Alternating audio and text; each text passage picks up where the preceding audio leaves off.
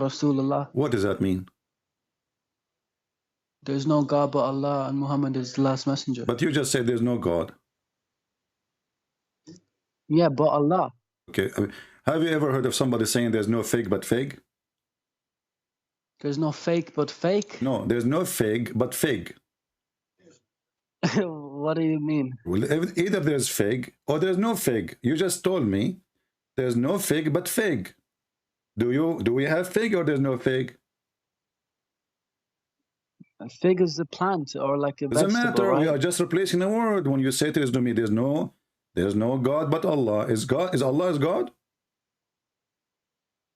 Allah is God, yeah. Okay, but you just said there's no God. Well, this is the name of God. There's no God. It doesn't matter, but you just said to me there's no God.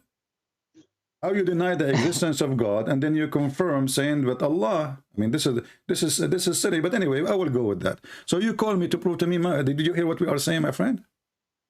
Yeah, you were talking about fig or swearing by something, right? Yeah, I mean, your God is really like, it looked like he is too much into vegetables and fruits.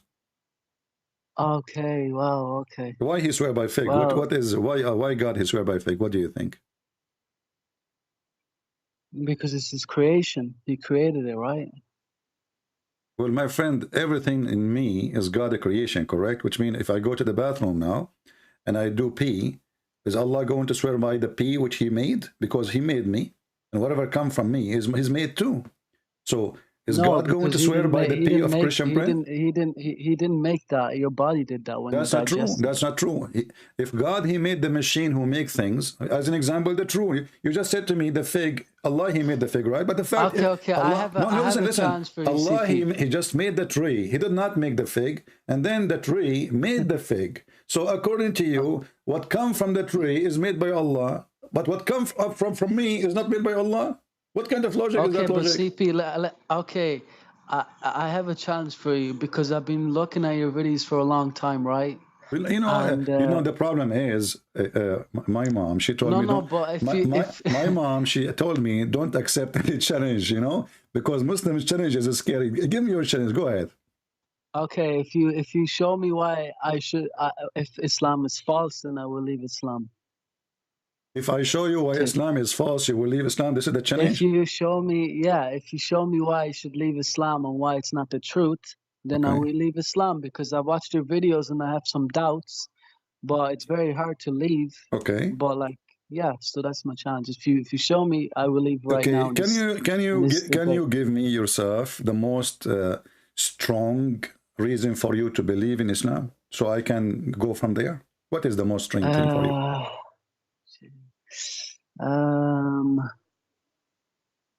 I believe in like the miracles that Muslims say. Like what? Like the fig? Like no, not the fig. Probably I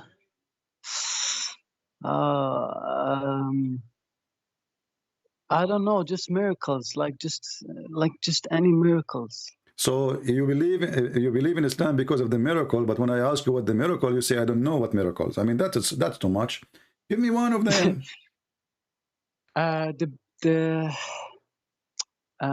The bee one, the way the honey makes the bees make the honey. The bee, thank you. You see, remember what I told you, that Allah he swear by my pea. Now Allah will swear by the bee and he will swear by the honey. Look at this. You just mentioned to me the bee honey, right? But according to the Quran, according to the city Allah, the honey of the bees is their poo-poo. No. Okay, you want to see? Yeah. All right. According to the Quran, bees, they eat a fruit and they poo-poo honey. Okay. Let me see. Put it up on your thingy because I can't see it. What do you mean, let me see? You are the one who mentioned the verse. You do not know what the verse is? Read it. Here we go. No, I know the verse. Go and eat all the produce of the earth. What the bees do? They go and eat all the produce of the earth. But by the way, it says fruits, not produce. If you change the translation, this guy is an idiot. It doesn't say produce really. It says a fruit. Thimar. So if you go to different translator, let's see. I think the bees they went to eat the fig. So then eat the fruit and follow the ways of your Lord made easy for you. Allah, He made easy the way for them.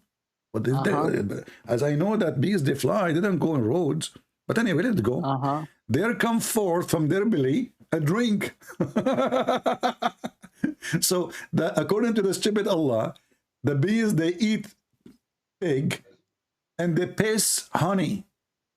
No, but doesn't the nectar get collected in the bees? This is not what it says. This is not what it says. You see, my friend, when you say the nectar is not the food they eat yet. It is something they store, correct? Yeah, in the belly. But Allah is saying, no, Allah is saying you eat from the fruit. You eat from the fruits.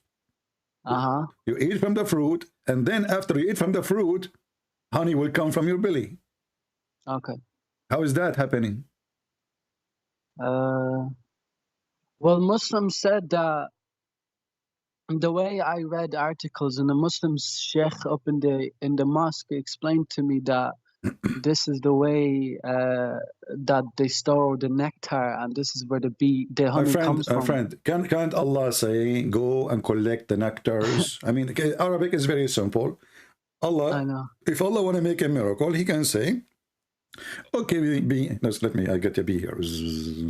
Hey, bee, what do you do for a living? Okay. I translate for you now. I collect nectar, and I put it in my mouth. All right. And I put it in a tube inside my mouth. And then I take it to the hive, which means the bee which collect the nectar is not the same one who make it honey. Do you agree? Yeah. But the Quran says the opposite. Okay, fine. What do you mean, okay, fine, my friend? You made a challenge for me. See, I told you, my mom, she told me don't accept any challenge. Because I don't know, they haven't explained it to me like this, so I don't know. Like, I'm my friend, confused. You do not need the explanation or the explanation. This is science. You go, you will see that there's a bee who collect the nectar, and there's other bees who make the honey. You know. All right. By the way, I used to work as a bee for 3 years, so I'm expert in that. You know. Yeah. Really? Yeah, I was like, I've been given the rank to be like, do you know Mr. Bean? Yeah. He was with me. This is why they call him Mr. Bean, because he was Mr. B. Wow. Yeah, that's true story. Sahih Bukhari, brother. Wow, dude, you're crazy. Okay. I am the crazy, or God is the crazy. What the heck with this guy? This is a God explaining to us how according to the stupid God, the bees, they eat fruit and they poo-poo honey, and this is why we are eating the poo-poo of the bees. So bee does not come from, so honey does not come from the belly. It's the nectar, right? My friend, first of all, the one who go out. This is the worker bee, go out to collect the nectar, is not going to eat and honey come from it. Do we agree in that? Yeah, because they crush the nectar down to sugars, and then from that they make the honeycomb, right? Not only that. Then the bee who collect the nectar is going to take it back to the hive. Correct? Okay. And then in the hive, there is a process of making honey. It's not the same bee. Right away from her mouth will come honey. Okay. You know? Right, okay. And I am not a scientist, either like by the way, I'm very well educated in this, not because I was like, working in the bee field for 3 years. I used to work as a postman for the bees hive. I delivered them all the messages. So they tell me, I know all the secrets. Okay, CP, I read your book, and it said in the book that the Muslims have 5 obligations to complete, but you said there's a 6th one, which is jihad. That Muhammad was commanded to fight against non-Muslims until they said there's no God but Allah. Yeah. But how, if this is the case, how come like I'm not told about it as a Muslim to do this? Okay, what is the best way to go to heaven? The best way? Yeah. I think in the Quran, I saw your video, you said that to fight or something, right? Jihad. Or to fight or be jihad, killed or kill or something. To jihad. you know, this is the most beloved act by Allah. So how the Muslim, Can they you show say, me? it's all over. Let us go. Okay, no problem. There's somebody is trying. You see, when a Muslim he call right away, the other Muslim they try to call, but not to talk to me. They try to call Yeah. to drop the call. You know. Yeah. You know, they don't want to talk right away. They, if you drop your call now, they will stop calling. Okay. Okay. If you go in the Quran, you will see in the Quran as an example in the chapter of the spider. Right. By the way, your God is like a zoo God. You know, I don't know. He have everything. He have elephant, zoo. You know, I mean, a cow. Okay. What the heck is that? Okay, so if you go here, it says, let us see this verse. Chapter 29, verse number 69, it says, as for those who strive, this is the word jihad, fast translation, do jihad, hard in us for cause, we will surely guide them to our path. Right, okay. Okay, so the confirmation of the right path, if you do jihad. This is a promise. But what does it mean by the right path? Is that heaven? Which means to go to heaven. Okay. You know? Yeah.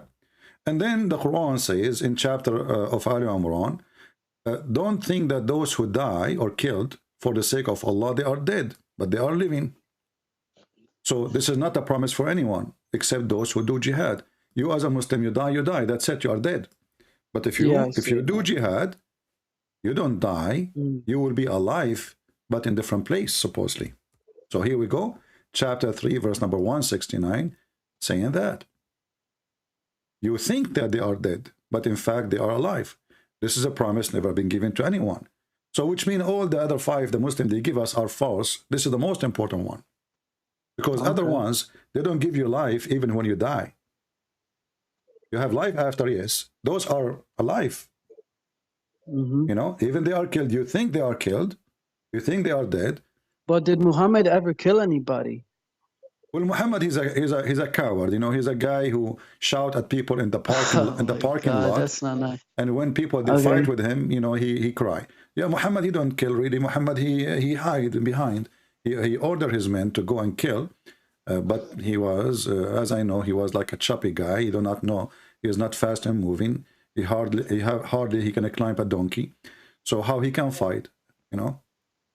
Right. Okay. Yeah. And you know the Quran says. But did he ever? Let me ask you: Is those who do jihad is equal to those who don't do jihad in Islam? Equal? I'm not sure.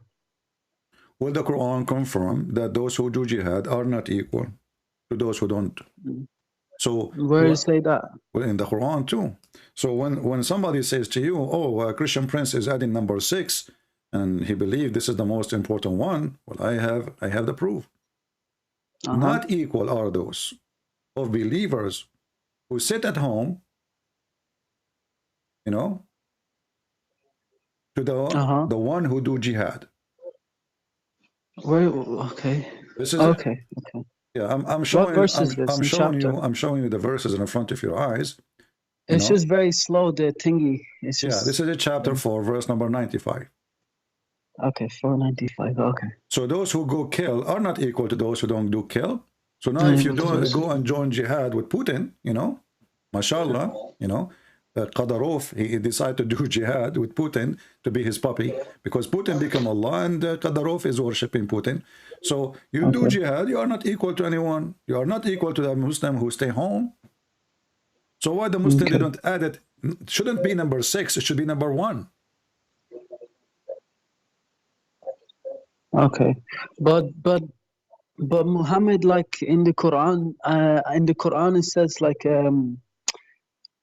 to not fight against non-Muslims because unless those who this is abrogated. This is abrogated. It says I heard Ali Dawah say it in Speaker's Corner. He said that if do not fight against those only if they remove you from their homes or something like that, or kick you out of their homes. There's a verse in the Quran that says that. Is that the guy who wear a jacket from the circus and his wife, she gave him a grape? I don't know, I mean, but this is a kid. Yeah, who it's care the what this verse in guy the is saying? Quran. This guy is a No, kid, my but it's in friend. the Quran. Okay, no, no. Are you saying to me that Ali Dawa is a scholar? He don't even have high school. I mean, who is this guy? He's a circus Yeah, guy. but He's a it's in joker. the Like, you know, at least, you know, mention to me someone is noble, like Mimi Hijab. You know, he show his nipples. My friend, there's a chapter in the Quran. It's called the chapter of Bara'a. Bara'a, which is a tawbah. okay. Bara'a, Muhammad, he made it clear that he washed his hand from all the agreement. So those are previous agreement. Don't fight those who don't fight you. Don't kick them unless they kick you. Don't. But this is when Muhammad was weak. When Muhammad, he becomes strong, he said freedom from all obligation. That's why this chapter, right, the real name is Bara'a. Bara'a mean I wash my hands from everything. You know, I'm free from it. You know. Okay. And then later they change the name and they make it a Tawbah. So Muhammad, he made a treaty, and he have no obligation no more to follow the treaty. Go for the coming 4 months and see killing as much as you want. You know. And you know, when, and the funny is, the reason the Quran is confusing, when you read verse number 1, then verse number 2, verse number 3, you think they are coming in order. Right. This is where the confusion coming from. But the fact that verse number 1 is the last one in the chapter, not the first one. Yeah, but my question was, I think I said it before. I know there's a lot of things in the Quran that says kill the kuffar and the pagans or whatever. My friend, just to show you, these things are from just to show wars, you. How, right? This is the same chapter, chapter 9, verse number 7. How can there be a treaty with Allah and His Messenger for the idolaters? As a friendly way. No, how you can have a treaty with them? You cannot have a treaty with them. You cannot. Why? Because simply Muhammad, you see, Muhammad is a deceiver. They went to Putin. They told him, "Are you going to attack Ukraine?" He said, "He swear by Allah 1,000 times." Then but Putin is not a Muslim. He's a Christian. No, he is a Muslim because he do the act of Islam, my friend. He's a criminal. He's acting the act of Islam. Yes. So listen carefully here. When Muhammad, he sent a letter to the king of the Roman, convert to Islam or die. Did he? Where did he say that? I heard you say that before. Where did he? I never saw any reference. Can you just show me that so I can be? Do you watch my? Do you always watch my videos or only read my book? I watch your videos time to time, and I have some doubts about Islam, so that's why I wanted to call you, because like what they tell me is different from what you're showing me, and it's just messing with my mind a bit. This is the hadith. Allah, false messenger, he sent a letter to the king of the Roman, and he said to him, "Aslim taslam," a threat. You know, this guy never fought him. He never sent an army. The Roman never invade Mecca. They never occupy any territory, and they I can't see it. And they have no interest. Well, this is Sahih Muslim. Sorry, this is here. This is Adab al-Mufrad, hadith number 1109. But you can find it in Sahih Muslim too. How many battles did Muhammad have in his life? My friend, Muhammad, he had 0 battles. He had 0. He had 0 because he never fought. He sent. But I thought he went and attacked or something like that. When they say Muhammad attack, it's not Muhammad. And Muhammad is a coward. He don't dare to attack anyone. He never. Okay, attacked. Well, how many did his tribe? There's only one time where Muhammad was in the back and somebody threw a rock, and he broke his 4 teeth. This is why when he speak like Zakir Naik. He spit all over. You know. Okay. Yeah. I don't know if it said teeth, though. I thought it said the face. I'm not joking, my friend. The hadith says... I thought it said the face. I know, but it said face, not teeth, though. It said his face was dripping in blood. Okay, what they broke? I don't know, something else. Not his... but how do you know it's teeth, though? Okay, well, what is Ruba'iyya? Ruba'iyya, I do not have a clue. Okay, let us see what the hadith says. Okay. Can you show me? Before you go there, just show me where you threatened the Christians. This is your fatwa. This is your fatwa here. a Muslim saying, well, you know, somebody said,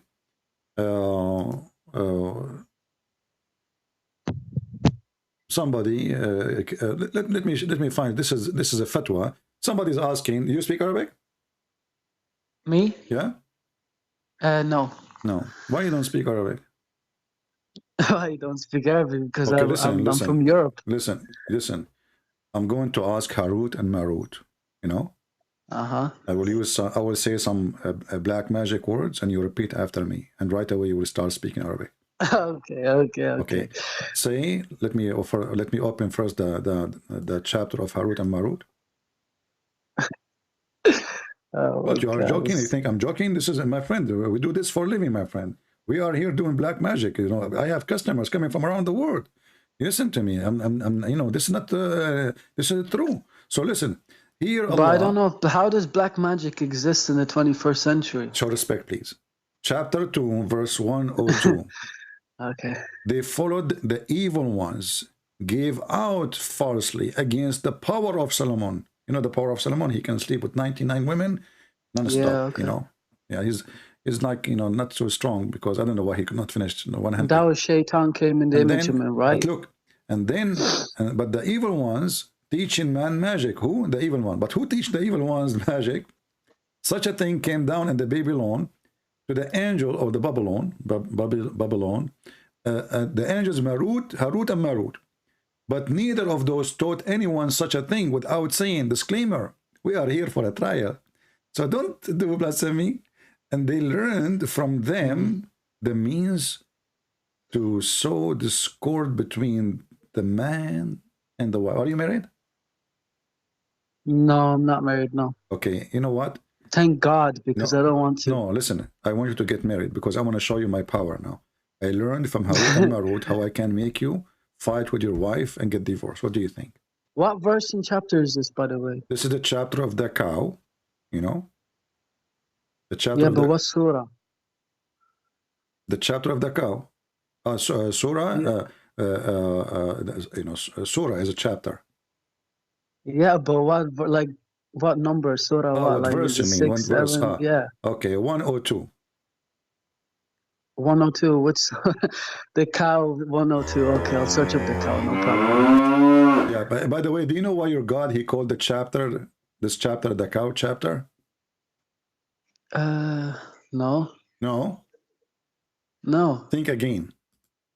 Why you call this the chapter of the cow? I don't know. According to Allah, and this is the laughable book of God, a man, he killed somebody. He's a Jewish guy, you know? Right. They were fighting over a credit card, obviously. So this Jewish guy, you know, he was killed by other guy. He's a Jewish too. And then they want to know who killed this guy, you know?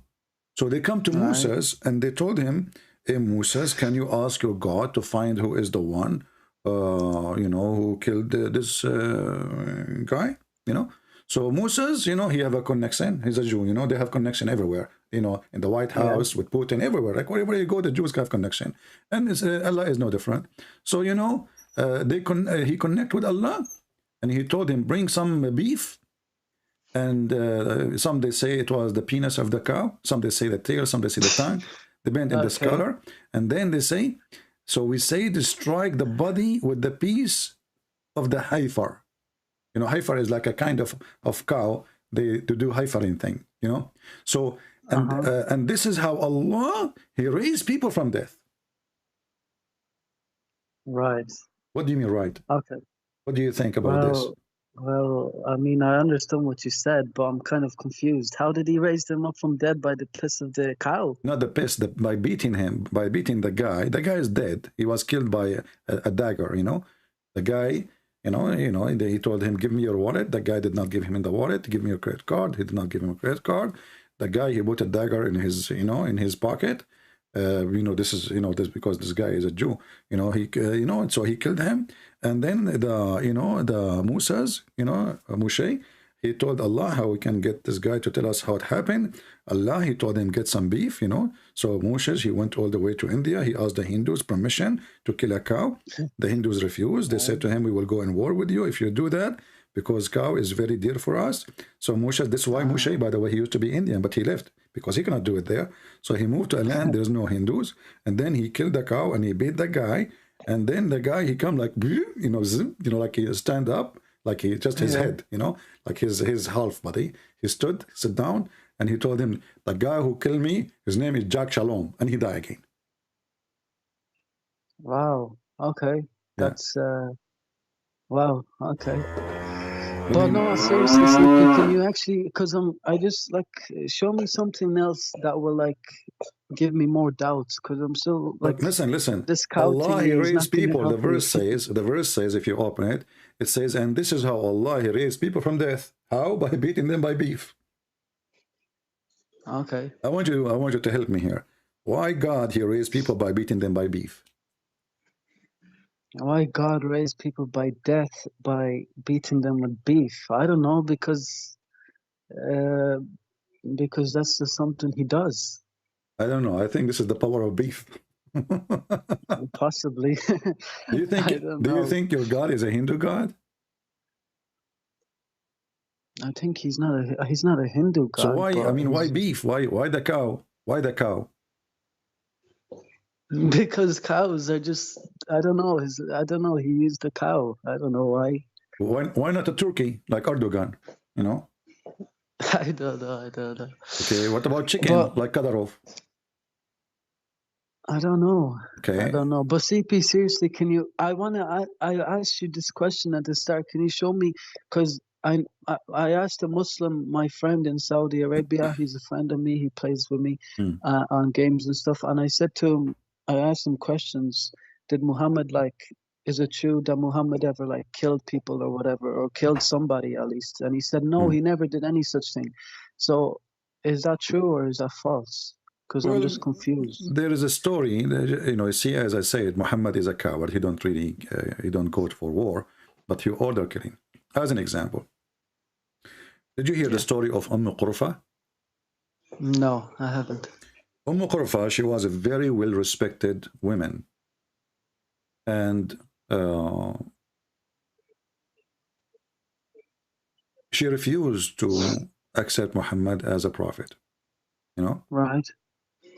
And the Muslim report that Muhammad, he ordered this woman to be tied up between two camels. Between two camels. Okay. And he ordered the camels to run in two different directions. Why did he do? For what reason? He cut her to pieces alive. Yeah, but why? Because she refused him. She refused him as a prophet. Muhammad, he waged war. Or a slave? Muhammad, no, she is a free woman. She is very well respected. Actually, she used to stop war. This is how much the Arab respect her. If she put her scarf between the two armies, this is what she did according to Muslims once. She put her scarf between two armies, and she said, the one who passed my scarf first is the one who disrespect me. So both armies went home, because nobody dared to disrespect. This is how respected she is. So Muhammad, because this woman, she refused to accept him as a prophet, he killed her by ripping her two parts, and then he took her daughter to be a sex slave. And let me show you some reference. Wow. Okay. I never knew that. Thanks for telling me that. Yeah, let us see. I don't say things without giving proof. So let me give you a reference.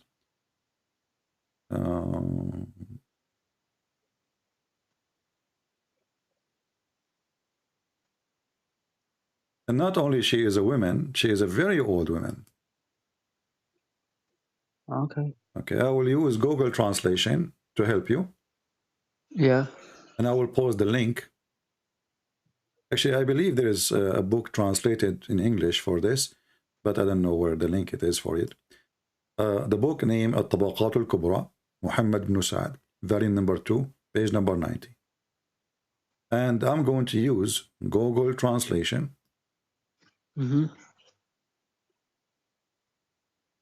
Translate to Google. If you go to the end of the page here, it says, She was a very old 𝐻𝐫. She was a very old woman, and he killed her violently. He tied her legs with ropes. Then he tied her between two camels, and he, you know, the translation is not good here, and he make her to imagine how filthy he is. Yeah, but like I don't think this is true, bro. This is obviously, my friend, this is your books. This is not my books. You see, this is the book Muhammad ibn Sa'd, الطبقات الكبرى, very number 2, page number 90, and this exists in many Islamic books anyway. So if you say to me, I don't think it's true, yeah, this is you want to play the game as all Muslims they play, no problem. It's up to you.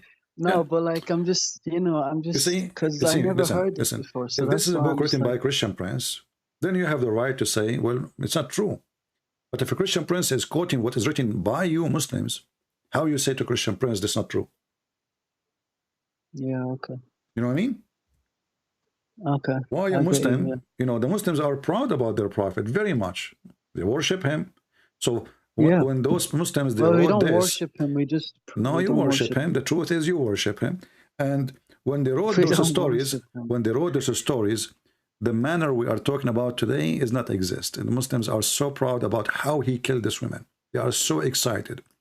So for them, when they mention it, and this is the link, I'm going to post it. I made short link because it's have an Arabic title. It's going to be long. I just posted the link for the reference, guys. So save it. So later don't ask me for the reference about how Muhammad, he raped a woman, very old women. Very. How old was she? According to my understanding, more than 86 something. Oh, wow. Yeah, so between 80 and 80, maybe 90. There's no exact number to be sure from.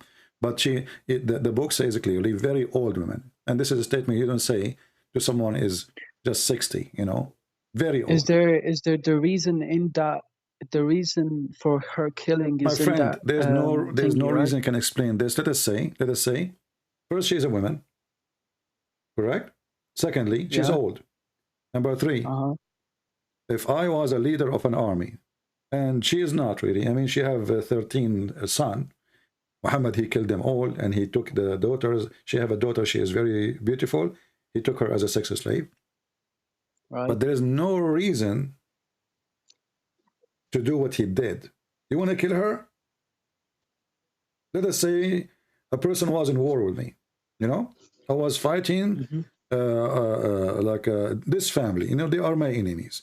And then I killed the 13 sons. Why I want to kill this old, very old woman? And not only kill her, he tied her between 2 camels and he ripped her to pieces. This is not killing no more. This is torture. He's evil. Okay. The same Muhammad he did. There's a story about supposedly. Babe, can I want that post that you linked, is that Shia website? Yeah, but this is the book is a Sunni book. But what if this is library? This is library. Imams but if I show some Sunni, they will say, "Oh, this is Shia," and you know, so. My friend, does it really matter even if it's Shia book or Sunni book? Do the Shia? Well, Sunnis say that the Shias lie. My friend, okay, what about the Sunni? But this is a Shia library. They have all books. They have Al-Bukhari. Is Al-Bukhari book of Shia now? They have Muslim. They have all books. But Shias don't take Sahih Al-Bukhari or Sahih Muslim. This is library, my friend. This is library. Okay, library. Okay. This is library. It's not about Shia. It's not about Sunni. It's not about, you know, this is library. They have books. They have thousands and thousands of books. Okay. Okay. Okay. Yeah. Okay. Yeah. And the story about your prophet, you know, putting nails in the eyes of those shepherds who supposedly they killed the shepherd and run away, or people who left Islam, you know. Wait. They killed who? There's a bunch of guys. They came to Muhammad. They brought their animals and they convert to Islam. Muhammad, he told them to put their animals there, you know. Then they decide to run away. Obviously, they did not, you know, they found that Muhammad is a fraud. According to the Muslim stories. Okay. But can you show me what he put nails in their eyes? It's in front of you. Okay, wait, it's loading. When they came first time to Muhammad, he ordered them to drink the camel urine, you know, which is very weird, and to drink from the milk, you know. And then when they wake up in the morning, they decide to take their camels. The Muslims, they say they are stealing camels. But as I see here, those people, they come to him. It doesn't sound like they are stealing anything. But anyway, they took the camels and they killed one shepherd in order to steal, according to Muslims. And then when Muhammad, he cut them, he cut their hands, he cut their feet, and he put nails after he put it in fire. And he what they call it in English, when you blind somebody with nails, he gouged out their eyes. Okay, gouged out. Okay. Yeah. Yeah. Okay. And this is. And there's tons of example. All of this is Sahih.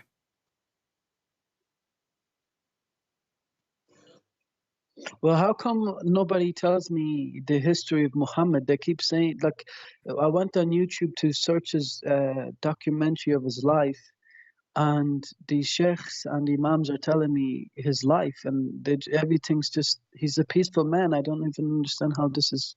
Yeah, Muhammad is peaceful, but isn't it the Quran says that those who do mischievement in the earth cut their feet, cut their hands, cut their etc.? Yeah, but that mischief is like, if you read the first verses of that, it says if you wage war, okay, against Muhammad and Allah. So it's not just like just go and killing them. If you wage war. No.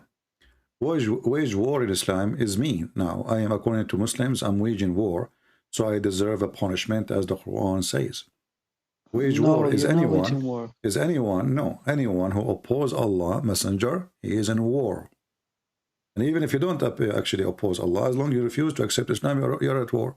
That's why the Quran, chapter 9, verse number 29 says, attack those who believe not in Allah in the last days. Not those who attack you, those who believe not. Just because you don't believe not, you are at war with them. But that's the war. That was a battle between a Roman Christian thingy and no, my friend. The one who started first of all, Muhammad, he started killing the Christians and the Jews before he went to the Roman.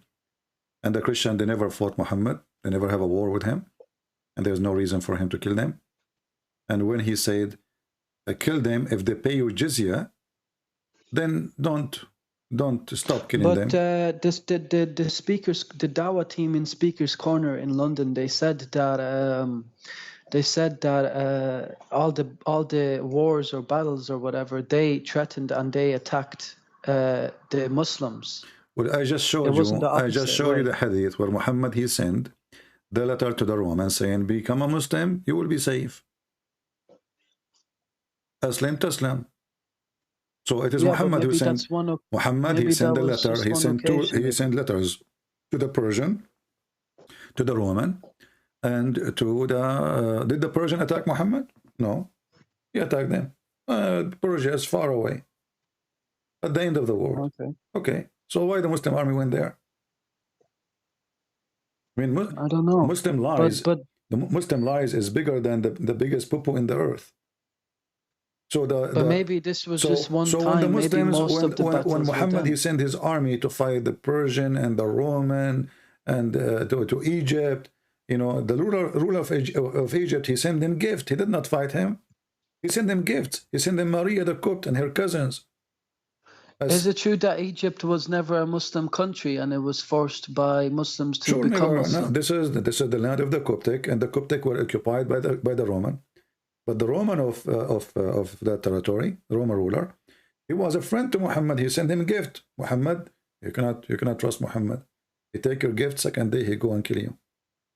So they never fought him. Name for me when the Egypt attack, the Roman in Egypt attack Muhammad, never. How they can do so? How even they can do so, my friend? There is a sea between them. Egypt is not in the border of Saudi Arabia. But how did they manage to attack Egypt then? They took the, you know, the attack in, they took the Boats? they took the Jordan, they take Syria, and then they invade. You know, they went all the way to Egypt. Whenever they can cross the sea. Okay. Yeah. I don't know. I'm just confused. So what do you think? Because like I pray like 5 times a day, and I like wake up for Fajr every morning. Why you pray 5 times a day? 5:30. Why you pray 5 times a day? Because I'm very strict about my religion, and I just like. Okay, where in the Quran it says pray 5 times? Oh my God! Why did I have to say that? Because I know it says 3 times in the Quran, but it's like there's five names of the prayers mentioned in the Quran. What 5 prayer? Okay, can you show me the 5 prayer mentioned in the Quran? I think there's a verse in the Quran that mentions all the prayers. No. Teach me. I want to learn. I don't know the verse, but and you see, okay, you know Mimi Hijab. Mimi Hijab, he says, the Quran says, if this is a book made by other than Allah, is going to be not from God. There's a contradiction. If there's a contradiction, correct? Okay. Okay. So if you say to me, there's verse mention 5 prayer, and then the Quran says pray 3 times, 2 at the end of the day, and 1 in the in the approach of the night. Well, maybe you put 2 prayers in 1 prayer, and in the last night prayers, maybe just 1 prayer. Here we go. It says, this is Allah, He is ordering them how many times to pray. Establish prayer, the 2 end of the day, this is mean the end of the day and the beginning of the day.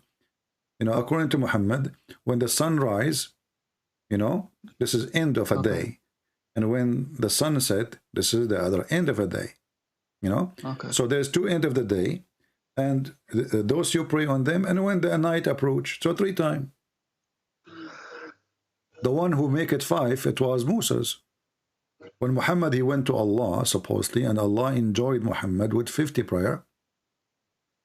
Then Moshe, the Jewish guy, he have a calculator. The Jews, they have calculator. So he said to him, Habibi Muhammad, how you can pray 50 times? So your prophet, he went back to Allah, and he asked him for discount. Have you ever heard of a God he give discount from 50 to 5? Well, it's just how God does. I mean, in the Bible, God changes his mind a lot about different things too, right? No. Yes, when Moses came to ask Jesus about to not kill or punish some type of people, and then God said, "Don't kill them" or something. Okay, but this did not change his mind.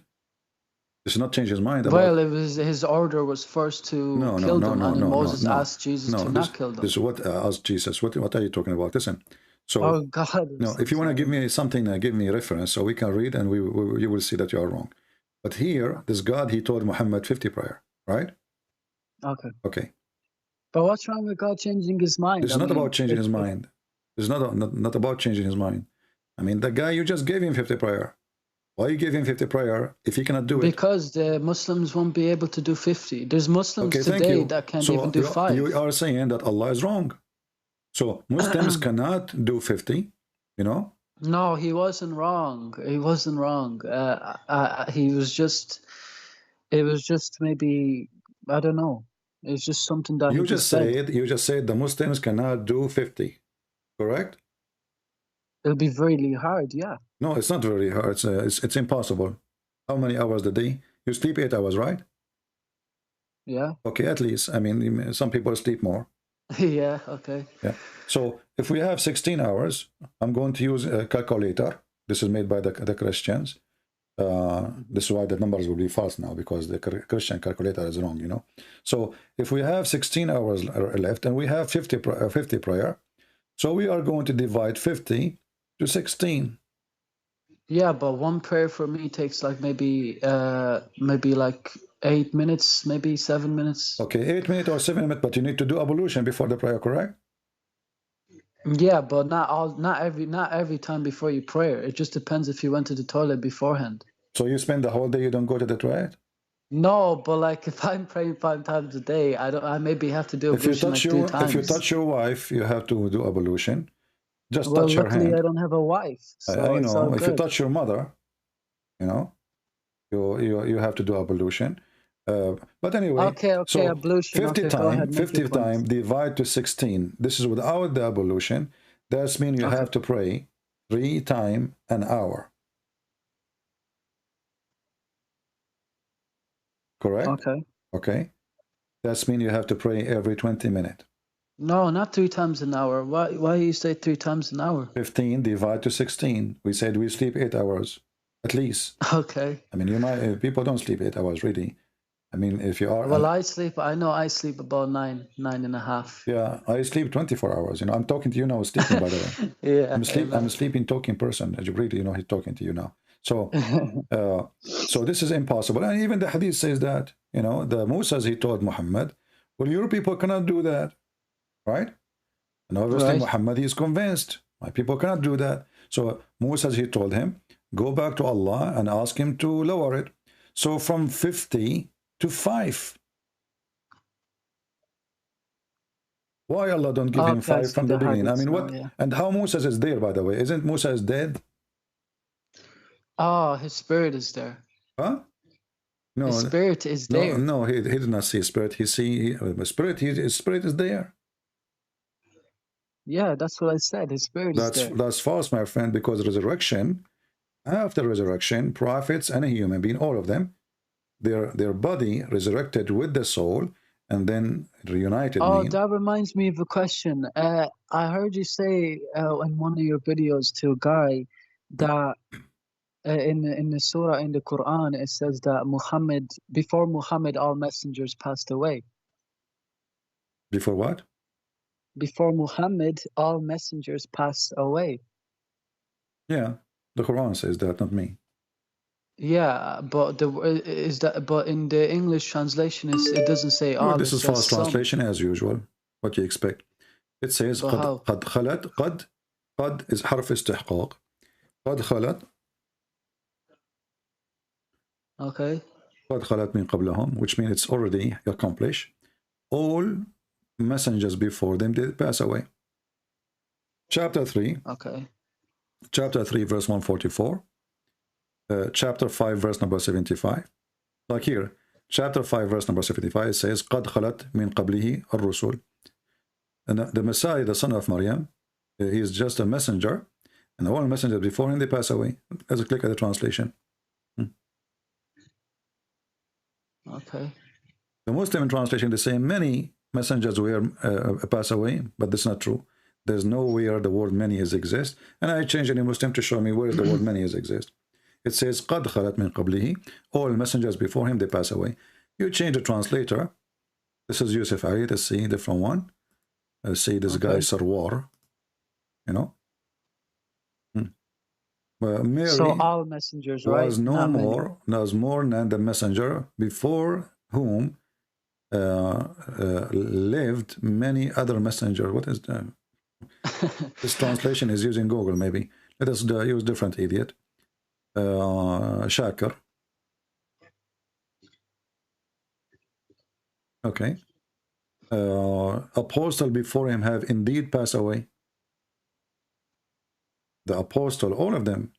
So, and this is contradiction, because even Muslim, they claim that there's a prophet, his name is Idris. Allah, he took him up to heaven. So is Idris in heaven or not? They will say, well, the Quran is not making it clear. Then, yeah, but it says before whom there lived many other messengers. That doesn't mean all. Many means like just like my friend, like the word many is not exist. You can take this. There is a Muslim website, Islam, I think Quran.com, something like this. You can move the mouse over the word, and they will explain, they will translate word by word. Okay, I believe you, Yeah. It's no, in Arabic, you don't right? need to believe me, my friend. You don't need to believe me. You can ask anyone. Go right now to ask anyone, or even those who you claim that they are teaching in the speaker corner. Tell them, can you show me the word many? Here we go. This verse in front of us. And here we go. Right. We have almost 1,400 Muslims, or I don't know how many, and more later. I have a challenge to any Muslim to show me the word many. Where is the word many? ما المسيح ابن مريم إلا رسول قد خلت من قبله الرسل. Where is many? There's no many. Messengers before him, they pass away, which mean all of them. And this is the same goes for the verses about Muhammad. وما And is محمد. Jesus dead in Islam, or is he No, he's like? alive. Because I know You are a I Muslim, you do know not know that? You are eating too no, I much know in the hummus. Quran it says that. Chapter 3, listen, chapter 3, verse 144 says, He was, Muhammad, yeah, I know. Muhammad is There no was a more guy than a that made messenger. it clear, but I'm saying that, like, if this verse says it, then how come the other verse says he wasn't dead? How come what? If this verse says that he didn't, like many messengers, like all messengers, according to you, died, but in the other verse, in the verse in the Quran, it says that he was made to appear to the Jews that he was, Yeah, or to the Christians. we don't want to mix the topic now. Just focus with me one thing. So Muhammad is no more than a messenger, and here they insert the word many. And I want you. Do you have a sheikh? Yeah, in the mosque. Can yes. you call him to join us? How am I meant to call him? Like, why not? Because we want to show you. Because I have one We phone. want to show you that Muslims, they lie. Speaker, yeah. They lie to you as a Muslim, and there is no many.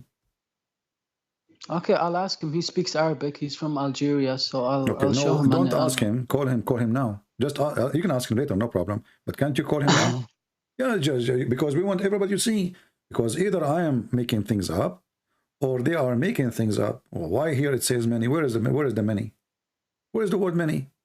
Why Muslims? How do you say many in Arabic? How do you say the word many? كثير. Okay, and that's not in the Arabic? Yeah, yeah. Okay. Yeah. Well, okay, it's okay. I believe you. I believe you. So no, I don't want you just to believe me. I don't think he will answer because the guy is busy and he's probably in prayer. What is busy? He has 4 wives making babies and getting welfare from the government? No, he's a imam. He leads prayers. And he's in work too, probably. I don't know. So. What lead the prayer? I mean, he just bend over, he makes some fart, and he make money. What does that mean? Is that a job?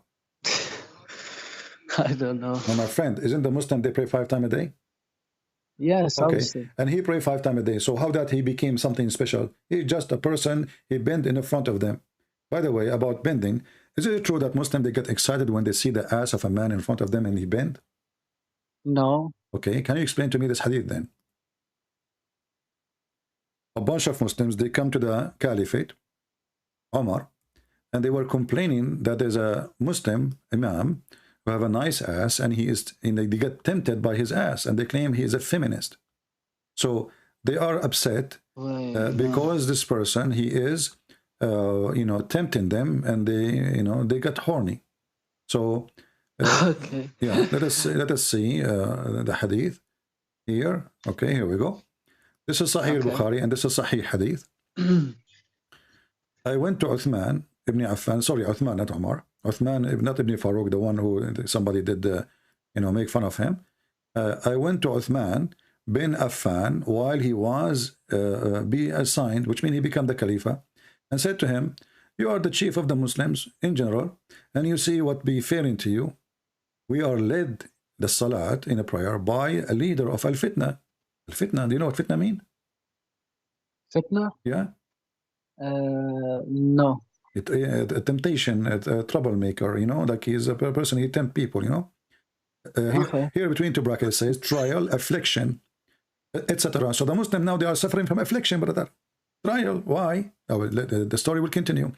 And we are afraid of being sinful. Man, they are afraid of being sinful. Why? In following him, what the heck? Uthman, he said, Salat is, you see the word Salat is a prayer. The Muslim, they say when Muhammad, Allah, he do Salat to Muhammad, they mean it says a blessing. But Salat is a prayer.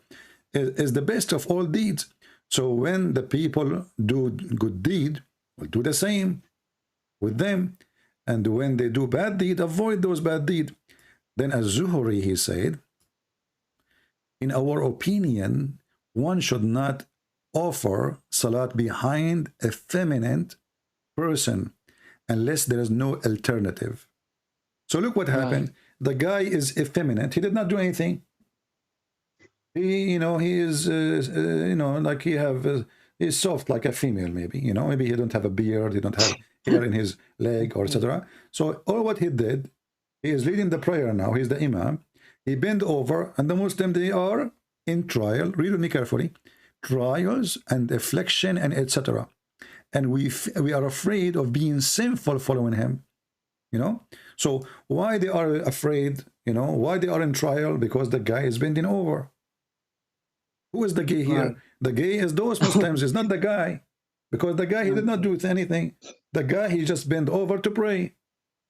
The one who get tempted is the Muslim behind him who claim that they are not gays. Right. I want to ask you, when I said to you, do Muslims get tempted when they see an ass of a man in front of them? You said no, correct? Yeah. So why those people they are afraid to do sin? Because I don't know. Obviously, I don't know. There's so many hadiths. I will give you three I options. don't know. Maybe his ass is round and nice, and maybe his ass is big and beautiful, or maybe his ass is very attractive to them. Otherwise, why? I mean, the guy, he did nothing. Well, maybe it's just, maybe you don't know anything. I don't know. You can't just say those three examples because there could be more. My friend, the guy, he did not do anything. Do you see anything? All what they are doing, he's saying he is effeminate. He did not do anything.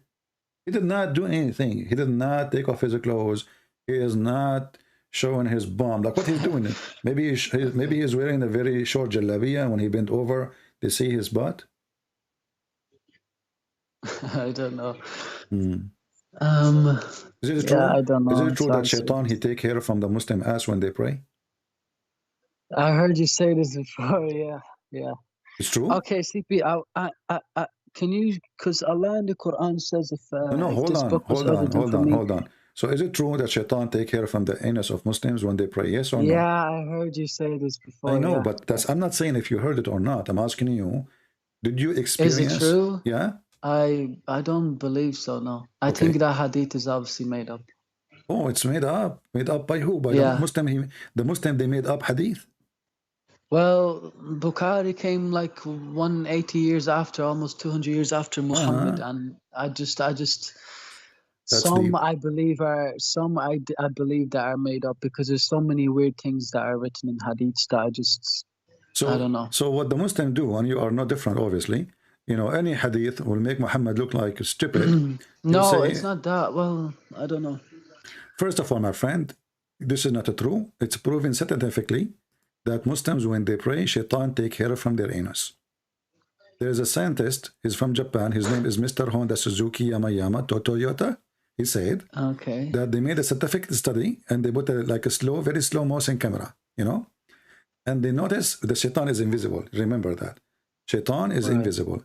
So they notice that when a Muslim, he bend over to pray, Shaitan, he come and he take hair from the Muslim anus and he caused them to fart, you know.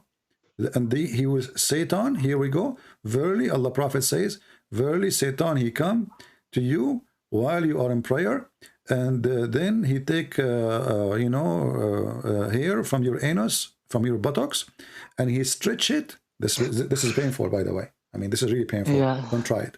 Okay. And he stretch it, and he see the worshipper, until like he keep doing that until he caused the worshipper to break wind, and the wind is coming out of his anus. So you are confirming to me that you never experienced such a thing. No. Never, ever, not even once.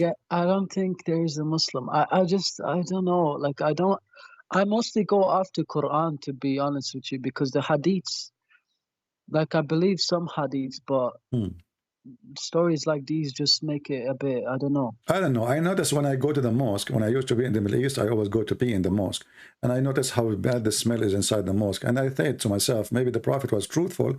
This is why the mosque smells so bad. Everybody is farting, because Shaitan, he will not stop until he causes you fart, you know. But anyway, you know better because you are a Muslim. So after all what I said to you until now, I don't know this much. Until now, you are not convinced that Islam is false? Well, my main thing here was just to see if Muhammad like killed people or whatever and jihad. But I wanted to ask you just there, if because if the Quran has no mistakes, right, and no contradictions, then that's what Allah says in the Quran. He says if there's any mistake or contradiction, then it's not for me. So can you prove that statement? Well, mistakes, contradiction. I mean, I just showed you the bees. The Quran saying that bees eat Yeah, eat but fruit that's and the bees. something that I just have to Okay, think about. Just show me something that makes sense. all right. Because I will show you if there's something makes one sense. mistake is too much But first, I mistakes. want you to understand my situation.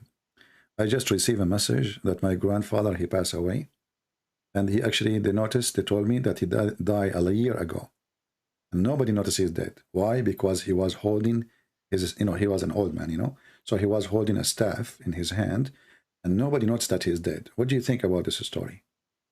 For a year, my grandmother, she did not notice he's dead. For 1 year, he So, was on a stick, and he was holding a stick. Nobody saw he was dead. My grandmother, everybody, the cousins, everybody come, say hello, grandfather. Nobody noticed that he's dead. What do you think about it? Well, if it's true, then I mean, what can I don't know. Did it happen, or are you just joking? No, it's true story. My grandfather will never lie. My grandfather only, she lied to my grandfather and the neighbors. She don't lie to any people. Only my grandfather. Was he standing up for 1 year, and he was dead for 1 year holding a stick? He was standing for 1 year. Okay, well, if he was standing, that's just impossible, because your body will drop if he was dead. Are you kidding me? Yes, I'm not kidding you. Well, obviously, it's not like, I mean, how can you I mean, you're dead. First, I thought you were a nice guy. You will not hurt my feeling. I was talking about my grandmother, and look what you told me now. She is telling a lie. No, I'm not saying that. I'm just saying that, like, you asked me what do I think, so I taught you what I think, right? Okay, so you are being honest with me now. Yeah, it's impossible. Well, once you're dead, this story is in the Quran. This story is in the Quran, chapter 34, verse number 14. Oh my God! You set me up, bro. You set me up. Exactly, brother. This is the candy. This is the candy camera program, brother. This is candy camera program. I should have been. I always thought I was one step ahead of you, but yeah, you got me. Okay. Okay. So what do you think now? This is a story is in the Quran, and nobody noticed. Nobody noticed he's dead until the termite they ate his steak. When he ate the steak, when the termite they ate the steak, he fell down. When he fell down, saw plainly that if they had known unseen, they would not have tired. I don't see where it says 1 year. Well, this is in the interpretation according to your prophet. It was 1 year, almost 1 year. But anyway, think about it. You have a, this is a king. What do you think? What kind of wood he will use? He will use a very fancy wood, right? Okay. Something not cheap wood will die, I mean, so it's very fancy wood, and mostly is covered by gold and silver. You never know. This is his staff, the king. So he died standing, holding the stick, and then the termite, they start chewing. They chew very, termite, they are small, and their meal is like, like one bite a day, something like this. So it took them, according to the interpretation, and let me go and open the interpretation. Chapter 34, verse number 14. This is Ibn Kathir, 34. And here, number 14. But here, what if this was a miracle done by Allah? You never know. Absolutely, it's a miracle. I mean, the termite, they work with Allah, and the guy, nobody noticed. My friend, a second ago, you told me that the guy, people will notice. And okay, the wife, she come to talk to the man. He's dead standing. Didn't she notice that this guy is not answering? But how do you know she came to talk to him? Well, he have wives. He have many wives. He's a king. Okay, I get the guy is a king. He's not a guy who live alone in a house in the middle of nowhere. He's a king. He have a kingdom, And look here, brother. Just read with me. It says here in the interpretation, okay. Allah tell us how Sulaiman, peace be upon him, he died, and how Allah concealed his death. What tafsir is this? This is tafsir Ibn Kathir. Ibn Kathir. Yeah. Okay. Ibn Kathir is the neighbor of Kathir. His name, because the neighbor, his name is Kathir, and he was sleeping with his mother. That's why he's Ibn Kathir. So he's the son of the neighbor. So anyway, how Sulaiman, peace be upon him, died, and Allah concealed his death from the jinn who were subjugated to him to do hard labor. That's deep. I have genie work for me, by the way, in the yard now. he remained leaning on his stick, leaning in his stick. Look at this, which he was his staff. Ibn Abbas is the cousin of your prophet. May Allah pleased with him said, and Mujahid, those are companion, and Al-Hassan and Qatada, blah, blah, blah, blah. And by the way, Imam Murrah there too. And others said, he stayed like a that. long time, I see. He stayed like that for a long time, nearly a year. Nearly a year. Okay. And listen, no, brother, the story is not over with. And when the creature of the earth, brother, which was kind of worm like termite, who ate through the stick, it became weak, and he fell in the ground and become apparent that he died. What do you think about this story? No. Hold on. I'm just thinking. After this amazing story, you are saying to me, if I am you, I will use all the alphabet. I will say A, B, C, D, F, Y, M. This is what you come with? M alone? This is a miracle, brother. No. What M? I'm really upset from you now. This is a miracle. Will take you all the alphabet. You cannot express how beautiful it is. Unbelievable. Termite. Look who is the hero of the stories. Allah, Suleiman, the stick, and termite. And genie, for sure. Don't forget the genie. The crowd is the genie. How do we not know it happened, though? Huh? How do we not know it didn't happen, though? My friend, if you don't believe in such a garbage, there's nobody can make you, I don't know. I did my part. Obviously, you don't want to be convinced. It's up to you. But those, obviously, this is no. stupid. But I said contradictions because this is just a story. I mean, this makes the story. My friend, contradiction. This is contradiction. This is contradiction. Because why did not notice that he did not, or he's not dead? Why did not notice? Not because Allah made them not to notice, because he is standing, leaning in his stick. Can you show me about the baby verse? How the baby is made in 23:14 of the Quran. Yeah. First of all, who made the baby? Who made the baby? It was the parents, right? No. The Quran says that the one who made the baby is the best of the creators. Okay. Best of the creators. What do you mean? Well, according to Muslims, there's many creators and Allah is the best. No, we have one creator. Okay, you mentioned to me contradiction, correct? Yeah. Okay. If Allah, he mentioned that he is the creator, and then he say he is the best of the creators, is that contradiction? If Allah says what, sorry? If Allah, he said, I am the creator. Uh-huh. Okay.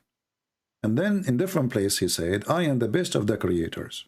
Where does he say I am the creator? Where? Chapter 23, verse number 14. And this is where he speak about the baby creation. Yeah, but this is the best of the creators I see on the screen. But where does it say I'm the only creator or the creator? Oh, okay. So let us see. We go here.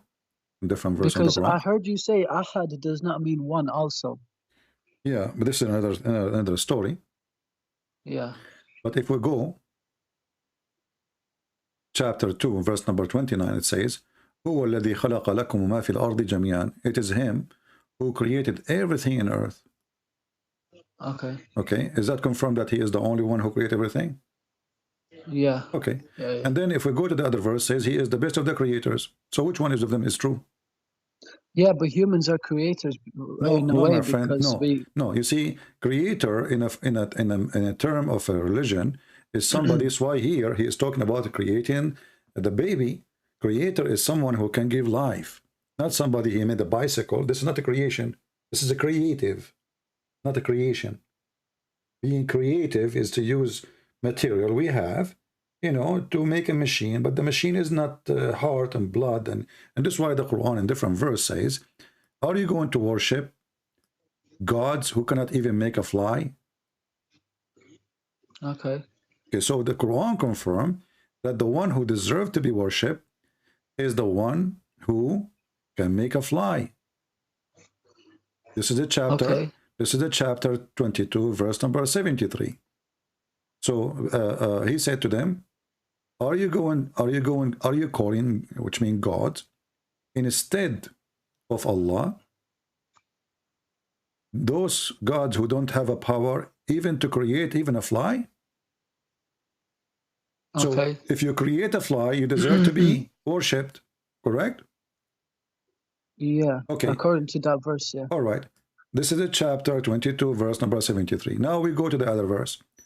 And then when Allah, he says, Allah is the one who created everything in earth. So he confirmed that there's no other person who created beside him.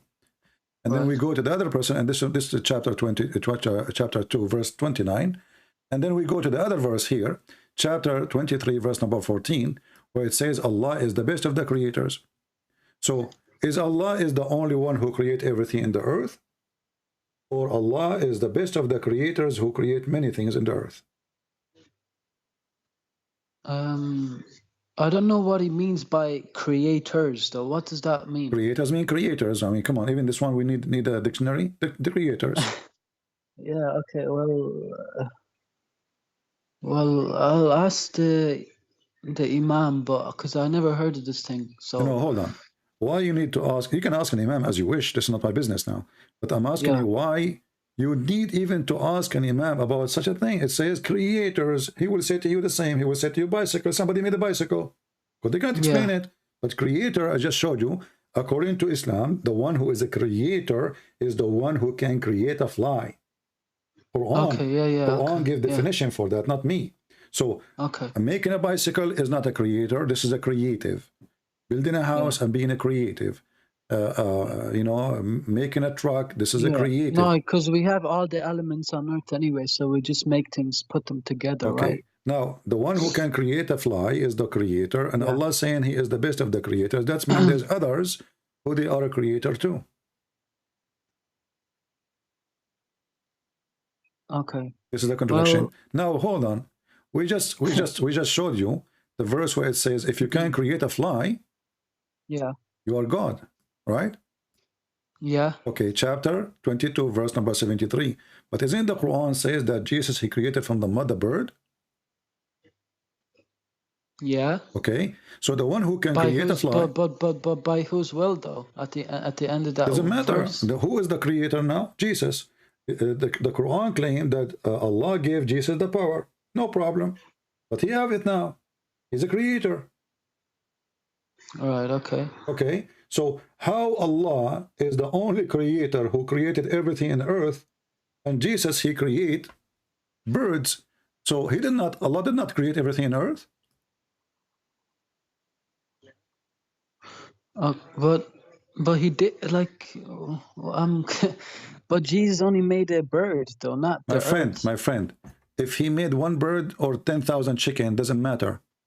Is everything in earth is made by Allah, or there is some of it, or some of it made by Jesus? Well, there was one fly that was made by one bird made by First of all, Jesus. where it says there's only one fly or one bird, where it says that?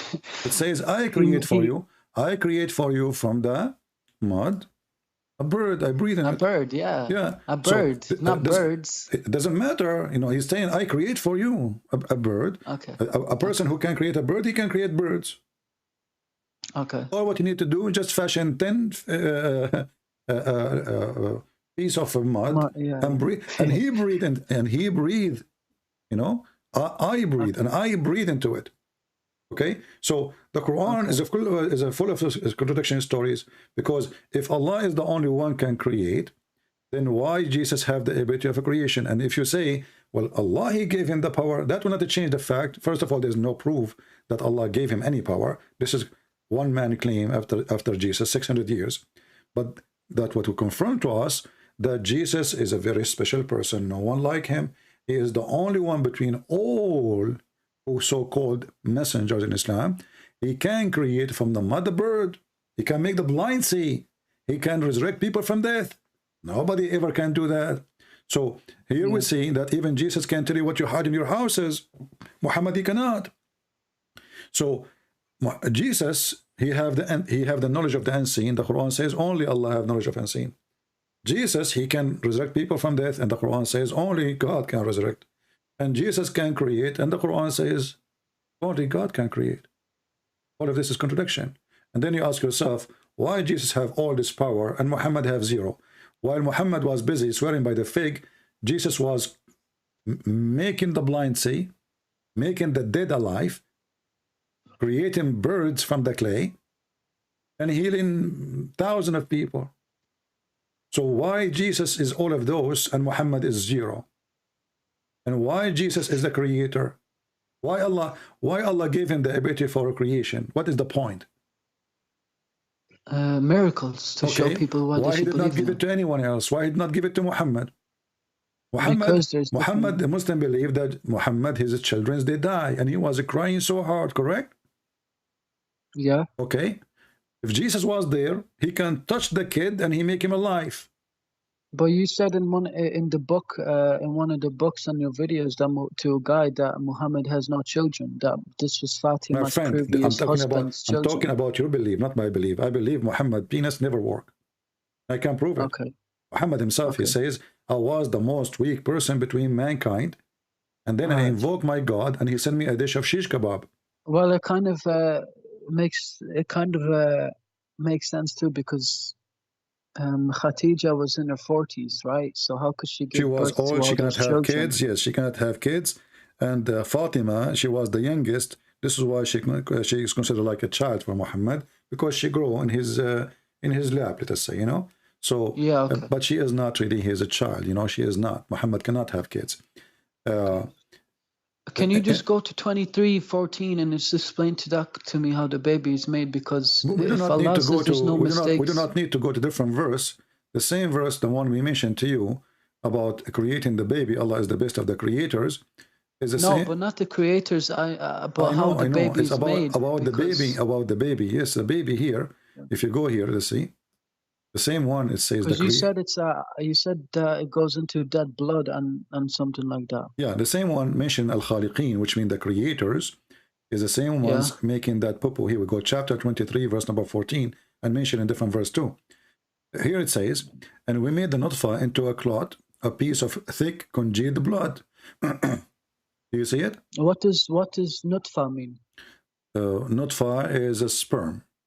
Nutfa is a water. And what's the congealed blood in Arabic? Nutfa is a liquid, you know, of semen. Yeah, yeah. And what's the congealed blood in Arabic? Mudgha, alaqa, sorry, alaqa.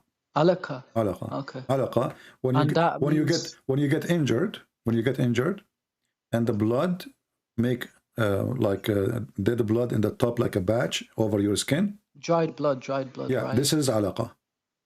Okay. Okay. So, and Bob, why does Sheikh Uthman, I've been watching him for 2 years, and he says that this is a very big miracle, because he said that alaqa means like a leech, and the baby in the womb is shaped like that. When he say like a leech, where in the verse it says like a leech? Where is the word? Well, he said a leech, like, you know. See, we made it. You see, we made it alaqa. The sperm became a alaqa. The sperm. So the stupid guy you are talking about him, he just told you that the sperm become dead blood. But he says alaqa means, I never heard him say alaqa means dead blood. I mean, my friend, who is this guy even to say what to say? This is the Muslim translation, and I can show you the interpretation. Who's translated this? Alaqa, and this is here translation. I don't care for translation, by the way. I can change it for you. But who you consider to be a person who knows? A guy who do not even know how to read the Quran, who cannot even write it. When two Christians, they come to him and they show him, they ask him to write, he have to look at the Quran so he can copy the word. He can't even write it. So, or your scholars. My scholars, obviously. Okay. Which scholars you want me to show you? Name one. Anyone? Anyone. I heard of this one. His name is anyone. I know him. Okay, hold on. This is a chapter 23. No. Hold on. I will show you anyone. Okay. I will show you anyone. No problem. Anyone is good. I mean, what's wrong with anyone? But you said let me choose. I'm going to choose. Okay, I asked you to choose. You said anyone. Okay, Ibn Abbas then, or Jalalain. Okay, Ibn Abbas. Okay. Yeah. Ibn Abbas is anyone anyway. I mean, we never met him. He can be anything. Yeah. So this is Ibn Abbas. All right. He's like the biggest scholar in Islam, right? Okay, Or the exactly, biggest. exactly. He's the cousin of Muhammad. Read with me. This is Ibn Abbas. He said, then we transformed the drop into a clot. You see the word clot? Yeah. A But clot. what does that clot mean? A clot. What does it mean by clot? A clot is a solid blood. Clot. Okay. Okay. Don't you know what a clot? Go to dictionary, open it. And this I know what a clot is, okay. but like, no, clot. how does that? A How does human that being, mean he it's dried died blood? by heart attack happened by a clot. Right? Right. Okay, what is the clot? The clot. A dead blood going in your vein, right? Into a clot. Okay. Okay. For another 40 days. So according to Muhammad too, because there's a hadith about it, we can show you.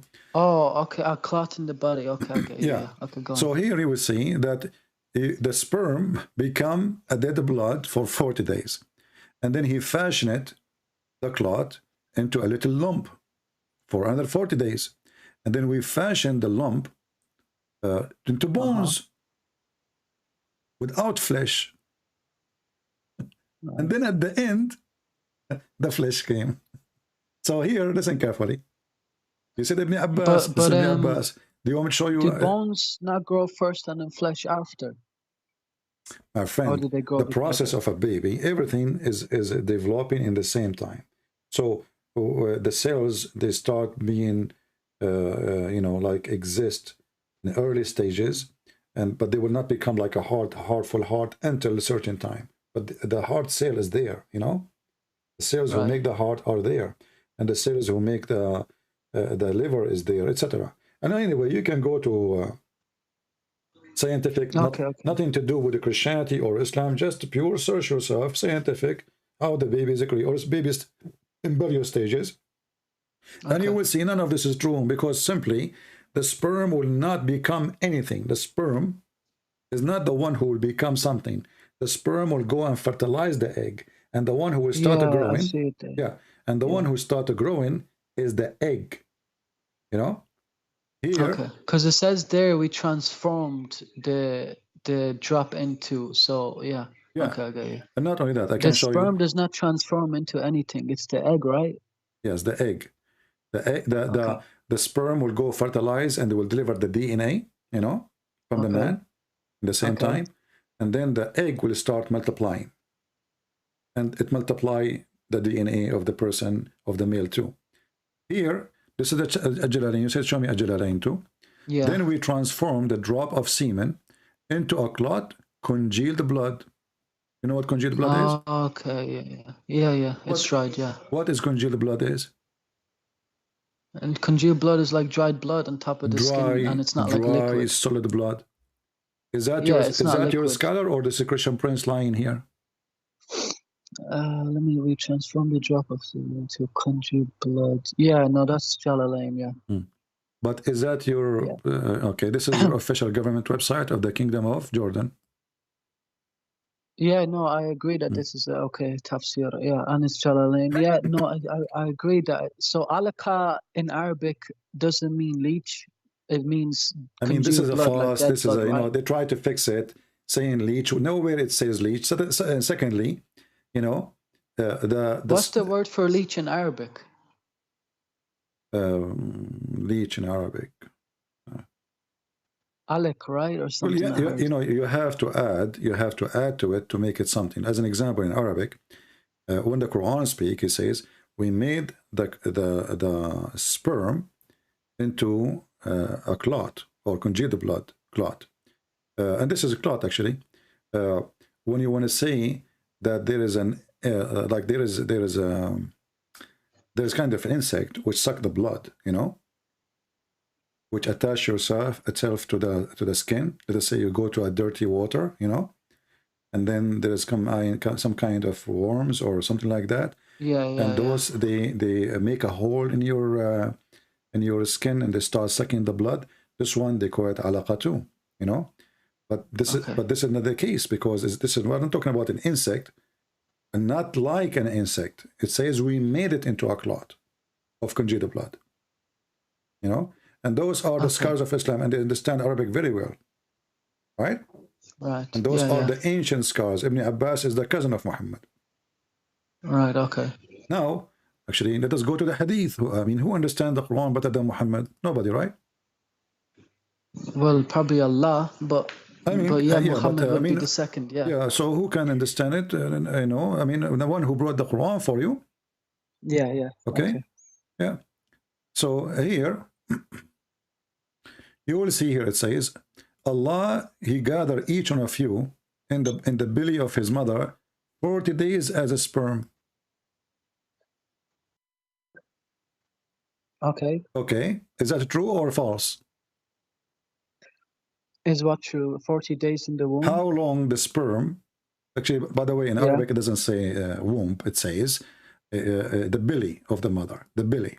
Okay. Okay. Yeah. How long the semen can live?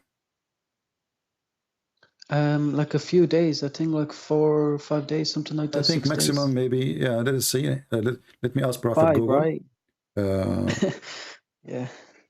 Just to confirm, I'm not a doctor. You know, I was a doctor for 3 years, and then you know, I decided to work as a butcher because it's very close.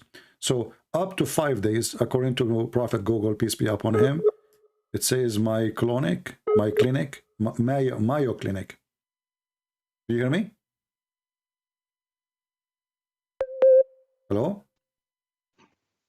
Hello? Are you there? Are you there? Hello? Yes. Are you there? You hear me now? Do you hear me? Hello? Are you there? Hello? Yes, do you hear me now? Do you hear me now? I can't hear you. Why you cannot hear me? Okay, let me call you back. Hold on. Don't call me. I will call you back.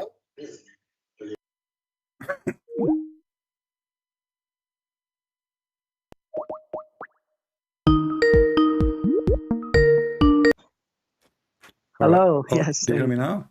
Okay. Yeah. According to Prophet, his name is Mayo Clinic. Semen, sperm can remain alive to maximum of 5 days. Yeah. Okay? Okay. So when Muhammad, he says 40 days, it's a lie. Okay. So this is the semen alone. And then the semen become, the Muslim here, the line translation saying become a clinging. No, it says become a clot, not became a clinging. And then that clot become like a piece of meat. And this is different hadith here.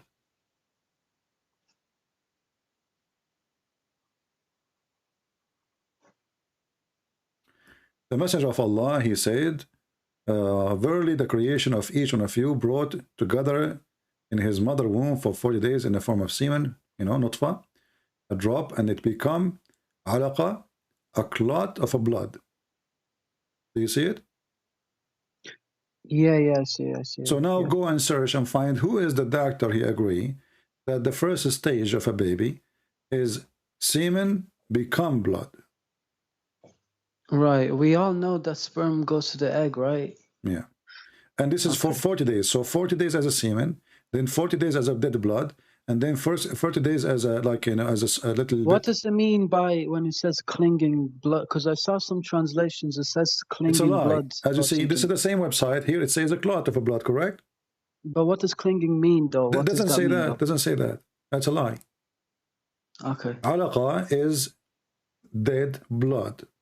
It's clot of blood. Okay, yeah. So, and this is the same website. This is the same. You know, I mean, why Muslims even? Is this Sahih? Can you show me if this is Sahih, please? Yeah, this is. I mean, they don't say here it's Sahih or not, but here it says this is coming from Al-Bukhari and Muslim.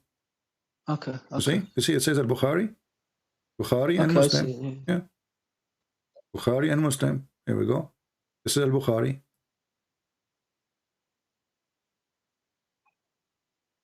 This is Al-Bukhari now. A clot of thick blood. Do you see it? This is even more clear. And this is the translation of who? The Muslims, right?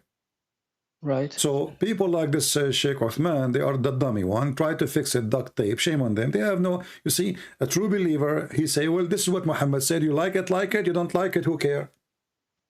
But Right. when they start lying about what their prophet taught and what he meant in the Quran, and then we got them busted from what Muhammad said, and this is a Muslim translation. Okay. Right? Okay. And this is Okay. Sunnah.com. I agree that alaka means congealed blood. Yeah. I just wanted to make Hadith that. al-Bukhari, hadith number 3208. So not only the congealed blood is everything here is saying is because according to this, you are going to be created in 120 days. You are finished. You know, 40 days as a sperm, 40 days as a clot, 40 days as a mudgha. You know? Okay. And I mean, this is really stupid. And it's up to you. You want to still believe in Islam after all this? Well, this is like a mistake. Can you like? Why is that? Like, if I become Christian, why should I become? Like, what is Christianity like about? Like, don't go to Christianity right now. We want to finish with Islam. What do you think about Muhammad now? Are you convinced that he's a false prophet? well, the things you showed me, just I don't know. I'm just it's just.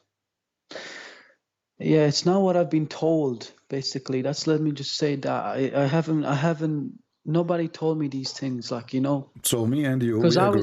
was like a reverted Muslim, I'm like, because only like 6, maybe 7 months ago, I reverted to Islam, and now I'm What like do I you mean you pray. reverted? There's nothing called reverted. Reverted, if you are coming from the same religion, it's from like a cult to the same religion, but you don't. Muslim, they don't have the same God. We don't have the same God of Islam. So reverted is a false statement. Secondly, No, but in Islam, you're born, that you used to everybody's be? born Muslim. What you used to be? I wasn't like I was born in a Christian family, but I left. I was 80. I was like agnostic for a few years, then I became a Muslim. So you were agnostic, and you became you did not revert. You became a pervert, because when you convert to Islam, no, don't be insulted. I'm not insulting you.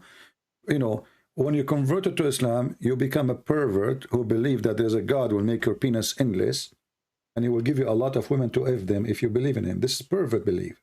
No, that's not This is true. what it is. You believe then, when you become a Muslim, that you can have sex with the children. Didn't Muhammad have sex? I don't believe that. Well, it's But not yeah, up to you. he did that, but that It's was not up because to back you. then If it was a tradition. Okay, you are saying to me that the best man, who is the best example for you, he did it, but you will not do it. You are better than him. No, because back then it was normal. There's nothing called normal, my friend. A child is a child. Even dogs don't do that. I mean, come on. You know, a dog, if you don't, he sniff the dog, and if she is a female ready, he go for her. If she is not, he would not. Have you ever heard to see a big dog jumping over? No, I haven't. Okay, even dogs don't do that. So, so this is Muhammad. He is a human being. He is not a dog, supposedly, and he is doing what dogs don't do. So when somebody, but what if back then the 9-year-olds were mature, like compared to now my today? friend? Even Aisha, even the hadith says that Aisha, she never have her period until she passed the 14. After 14, there's no such Muslim. No, there's no. She was 9. He waited till she was 9. No. I'm saying that Aisha, she did not. No, first of all, he married her at the age of 6. So by 6, she is his wife. He was molesting her, playing with her private part until she became 9, and then he did intercourse. Yeah, why did he wait those 3 years? Because he will kill her if she is so small, obviously. No, he won't kill her. How can you kill somebody like that? You can't kill a child. You can't kill a child. If you are a grown man and you rape a child, you can't kill her. She will bleed to death. What do you mean you can't kill her? But that's why he waited till she was 9. Okay. So obviously she menstruated when she was 9. No, she is not. I can show you even the reference. If you go to the Middle East or even here in Europe, or anywhere, there's a lot of kids that mature at 9, 10. Okay. But okay, what we will do with the reference says that Aisha at the age of 14, still she don't have... Okay, show me. Okay, show me. Okay, hold on. Let me show you. Give me a second.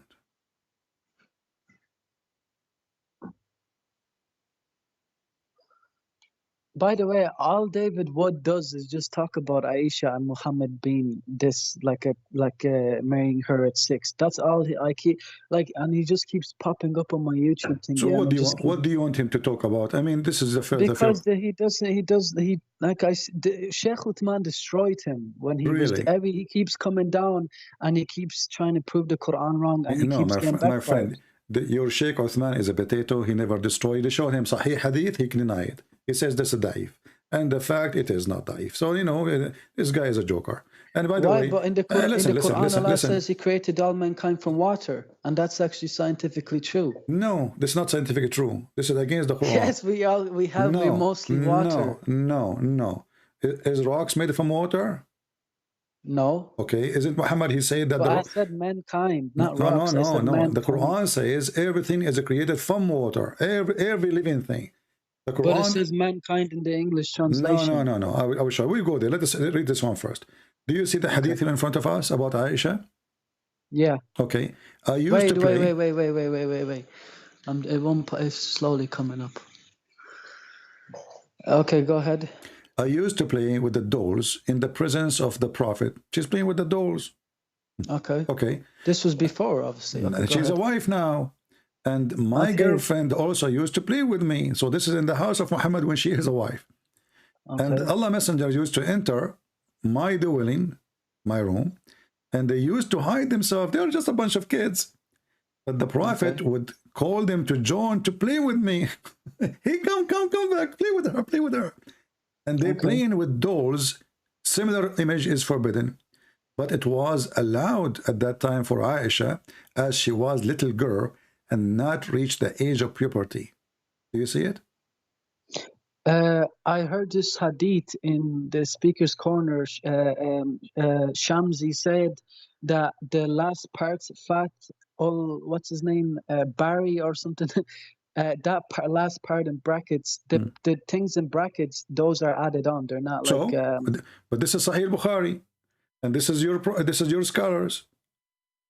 So the scholars, they say you take what Shamsi say, the guy who have no teeth. I mean, this is funny. So this is what you Muslims do. A guy from this guy Uthman, he do not know even how to say his prophet name correctly. You take his words against what the scholar. This is really scholar. How do you say? I say Muhammad. Is that how you say? Muhammad, yes, Muhammad. And Muslims say Muhammad. Is that what you're trying to say? They say Muhammad. Okay. Yeah. So listen, this is Al-Bukhari. Which one is trustworthy for the Muhammadan? Abdul Uthman, the shoppy boy, or Al-Bukhari? Al-Bukhari, but like I said, the ones in brackets are not part of Al-Bukhari. But the No, my friend. Says dolls. Fath al-Bari fi Sahih al-Bukhari. This is explanation for Al-Bukhari.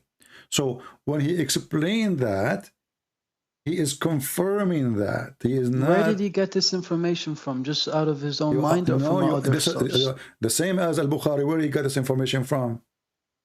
So you are. So how come you don't ask Shamsi, the guy in the street, the guy who have no teeth? Where do you get this information from? He was there. No. Okay, he's a scholar. No. So who's he? YouTuber? He's just a part of the Dawah team. He's YouTuber. Yeah, well, he has a lot of knowledge. Hey, my friend. What is confirmed is that she is now a wife.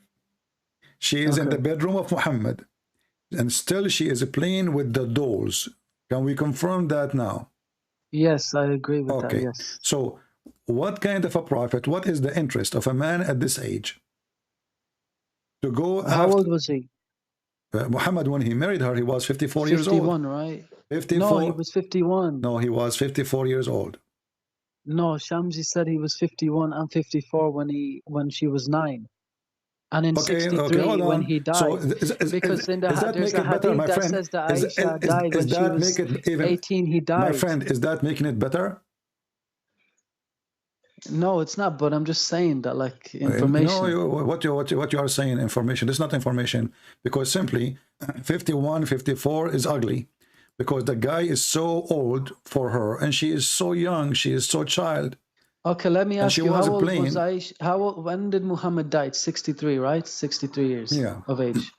And Aisha in Sahih al-Bukhari, she was 18. She said herself when Muhammad died. Yeah. So if she was 18 and he was 63, then when she was 9, you can just calculate that. So what do you mean? He would have been 54. He was 54 when she was 9 years old. Because, yeah. You know, So she was, okay, she was 50, okay, he was my friend, 54, she was if 9, Muhammad okay. was even 40, let us say he was 30. You know what? Okay. He was 18. Are you happy now? Aisha, when Muhammad he died, she was going in her 18. And remember, Islamic calendar, if she is 6, that means she is 5. If she is 7, that means she is 6. Yeah, I heard that, yeah. All right. So she was in our calendar, she was not even 6. And at the same time, he was 53 and she was 8. Is that what you're trying to say? No, for me, I believe he was 54. And this is your Islamic number. You can calculate as you want, because I put reference from many places together to come to a conclusion. I don't put it from one What phrase. do you say about those Muslims who say she was 18? Because there's books written on it. Well, the Muslim themselves, the Muslim, they have fatwas making fun of those who say she was 18.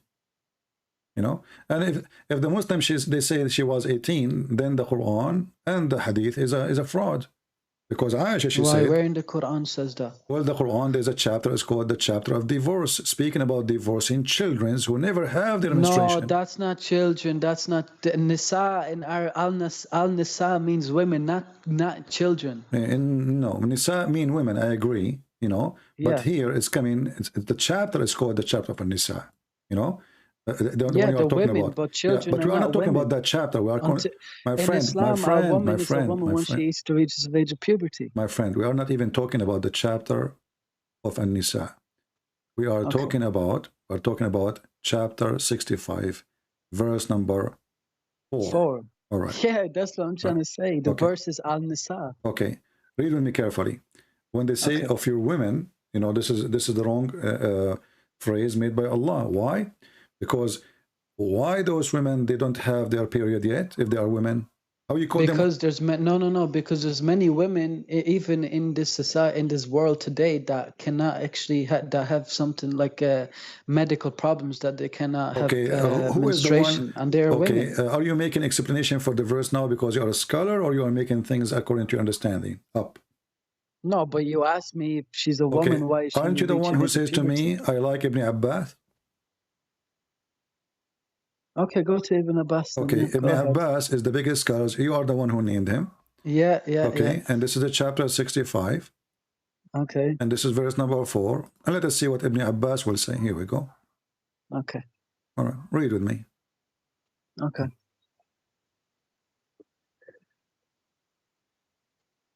And those who have not yet menstruated, because of their young age, their period shall also be 3 months. Do you see it? Yeah, but where is that in the verse in the Quran? Those young age. See? But you a second ago, you accepted Samsi. You accepted Uthman. Now we have the one who Muhammad named him to be he said Hibrul Ummah, which means the ink of knowledge. Of the Ummah, yeah. Yeah. So the one who is the ink of knowledge by the mouth of Muhammad is a potato. But I'm not denying Samsi, it. I haven't said that. But Samsi, I'm not denying a bunch of thieves. His friends, you know, there's a video of him. His friends, they are robbing people. He went to them. He says, "Brother, we can't rob those Muslim. He's a Muslim. We can't rob him. Which means we can rob a Christian. We can't rob a Muslim." He said in Speaker's Corner to a Christian that Allah does not enter His creation like God in Christianity. Well, that is fraud too, because we can show you that again. Because Allah does not need to enter His creation. There's a video of Mimi Hijab saying, yes, Allah, He entered His creation. This guy is stupid. But he said He doesn't. We can prove that to be the opposite. But now, focus with me. We don't want to keep jumping like monkeys from place to place. Do you see here it says, because of their young ages? Yes, I see that. I understand that. Do you think really Ibn Abbas, the cousin of your prophet, the companion, he have a wrong understanding of the Quran? And Samsi, from a Speaker Corner, he had a better understanding? No, but I know Muhammad Hijab you know, my friend, when a Muslim he starts saying but, when a Muslim he starts saying but, say hello to but. But you know what? But I mean, we just confirm. You can say to me, Mimi hijab says she hijab. This is Ibn Abbas. What but? Okay, I agree. But Okay, what does so why you are bringing but to our how does conversation? the verse explain it? But the verse says women, not young ages, though, My right? friend, no, it says because how they are women and they are very young. It says in front of you why they are not having a period because of their young ages. So they are But in children. young age, we So, don't call my women friend, in Islam so young age. don't bring the word but here. It doesn't work. It doesn't help you. Okay. No okay. but, you know. The but Okay. of Mimi hijab will not help you, and the but of Samsi will not help you because So what simply. you're saying is this verse allows pedophilia. Well, Muhammad is not only allowed pedophilia because you see when a child, the one you mentioned, Mimi hijab, right? It says Yeah. yes, there's no place in the Quran. It says the age, what age, you know, and Muslim agree that you can have Okay. you can have sexual relationship with a child, and there's no Right. image, there's no limitation of Yeah, age. I heard him say that. Okay. Yeah. And he said if his daughter, she is ready, he feels she is ready, he will say to her, go for it, right? Right. Okay. Ali Dawah said the same. All If right. if his daughter All was right. 9. So if his daughter, she is 5 and she is ready, what does that mean? She's horny? No, for marriage. But How he knew she is ready for marriage? He opened the door, he saw her touching herself? I don't know. But If she marriage has is no different period from yet, intercourse. and what does that mean? I mean, what she is ready? This is a pedophile religion. And remember that if Muhammad, he says, don't marry children, every Muslim will make fun of anyone who marry child. But because Muhammad did it, everybody is saying it's okay, it's true, it's fine, no problem, Yeah. it is healthy, it is scientific, you know. This is the hypocrisy of the Muhammadan. The same when they laugh at the Christians.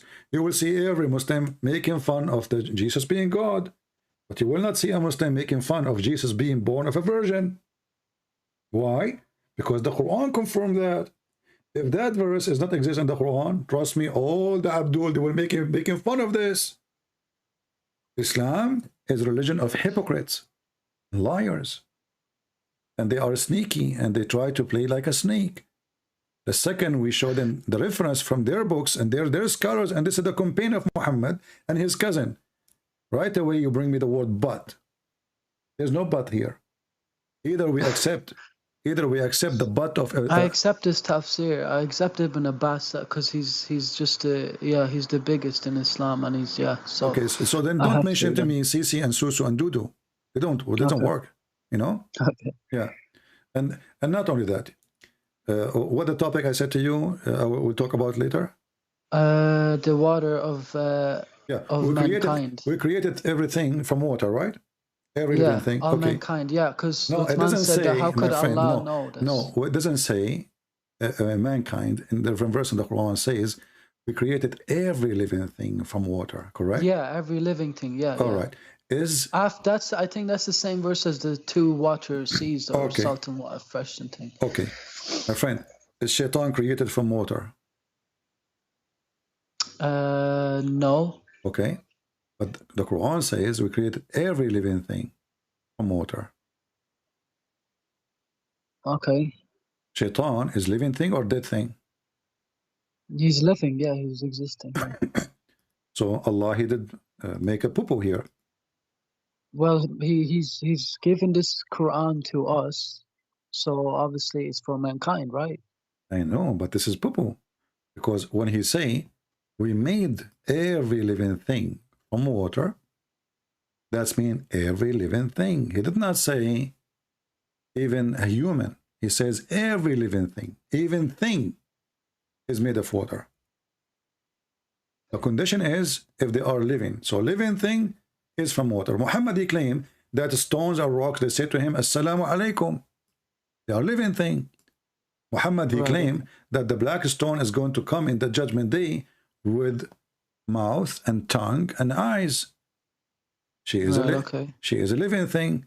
And then we just asked you, is Shaitan, is the genie or living thing? You said yes.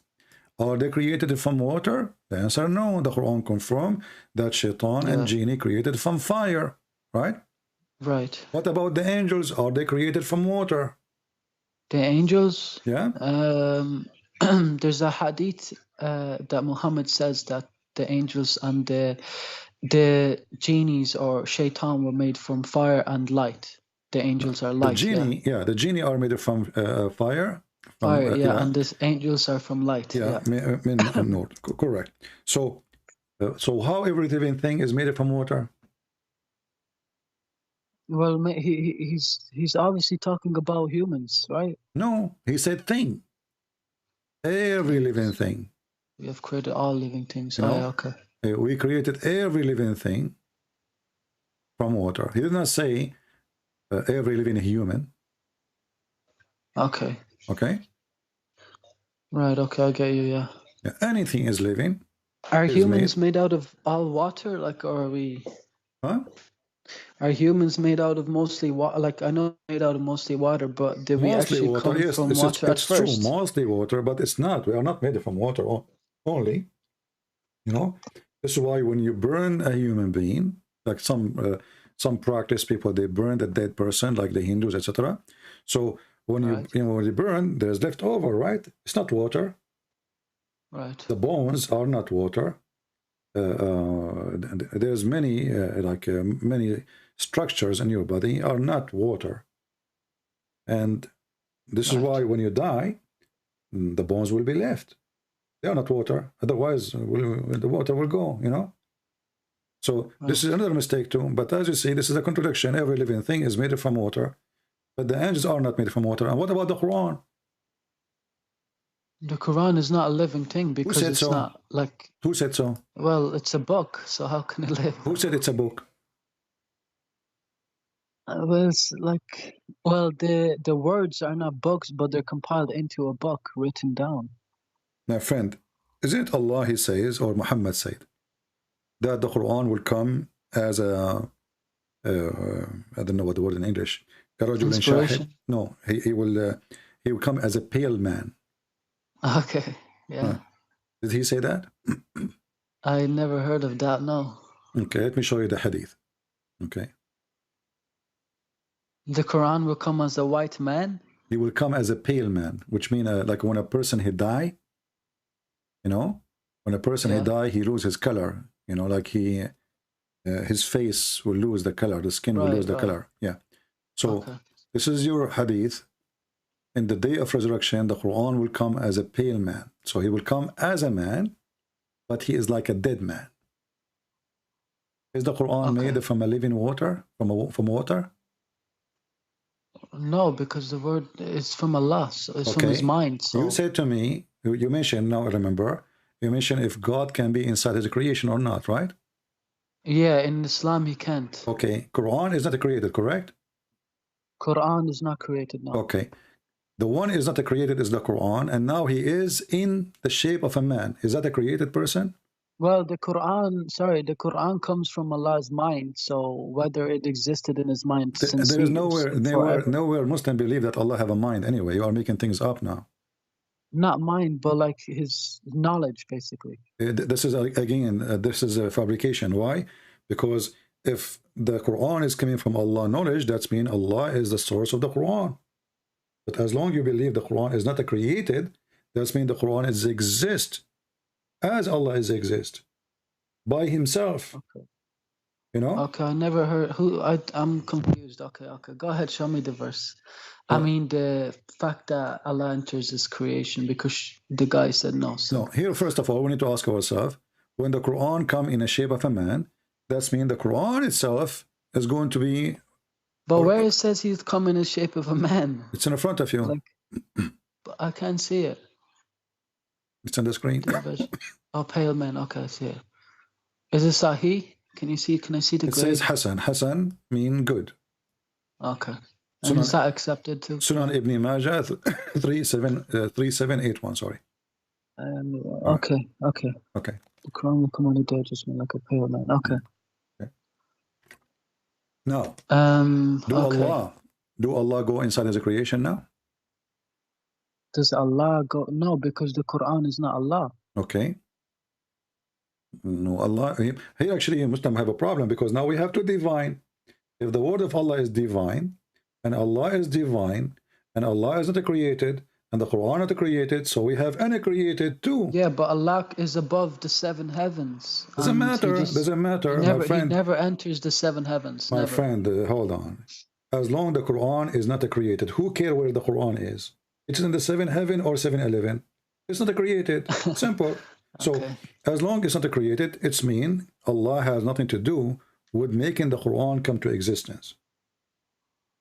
Right, okay. Okay, so the Quran is exist even if Allah doesn't exist. The Quran exists even if Allah never existed. Yes, because the Quran isn't created by Allah. Who said that the Quran is not created by Allah? You just said to me the Quran is not created.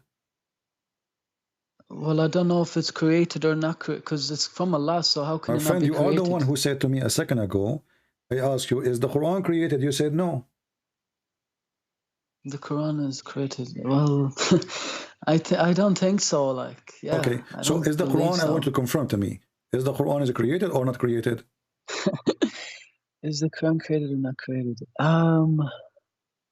Is the words, like the recitation of the words? You know, don't play the game recitation. Who talking about the Quran, whatever Allah has said, is it created or not? It's from His knowledge. Oh, okay, is it created or not? Is it? It's not created, no. Okay, so as long as it's not created, it means it's not created by Allah. If Allah have knowledge about the Quran, will that make me Allah too? Because I have knowledge of the Quran. No, okay, then it's not created. It is created, sorry, by Allah. Okay, yeah. as long as you just said it's created, that's mean you left Islam, because Muslims who believe Quran is created are not Muslim no more. That's not true. Okay, here we go. Well, who told you? Nobody said no. To leave Islam, you have to not believe in Allah and Muhammad. Exactly. You believe in Allah and Muhammad, not, you know, Muhammad is God. So here, if you go and search right now, No, Prophet. search for fatwa, you will see, is the Quran is it created? They will see the answer, no. Muslim, they cannot believe in such a thing. Where does it say that? This is the fatwa. The Quran is the word of Allah. May He exalted and is not created.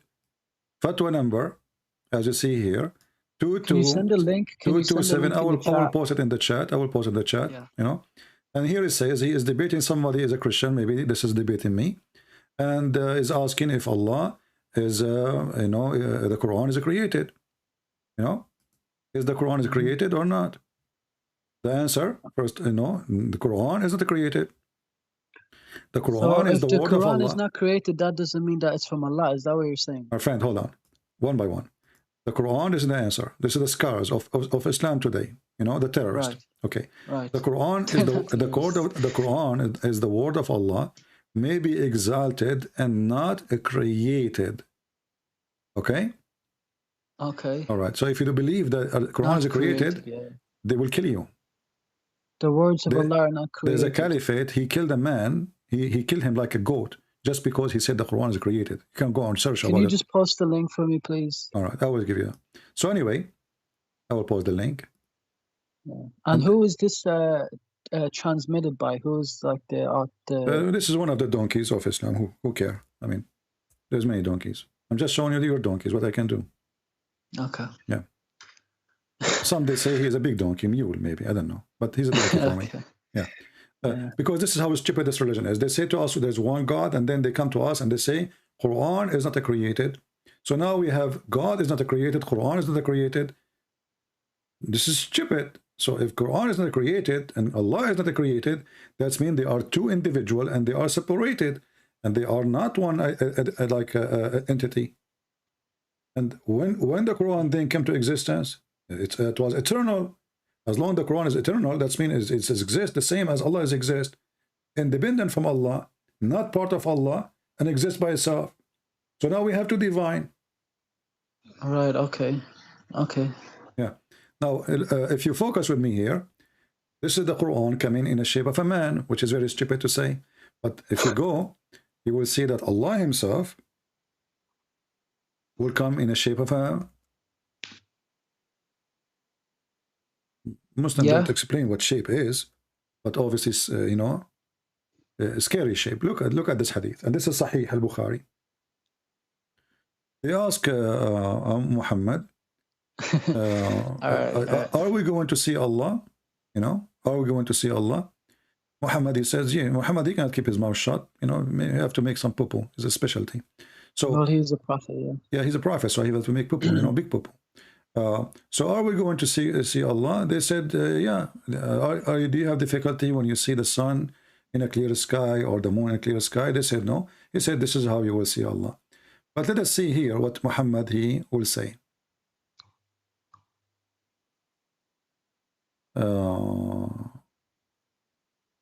Where is the hadith?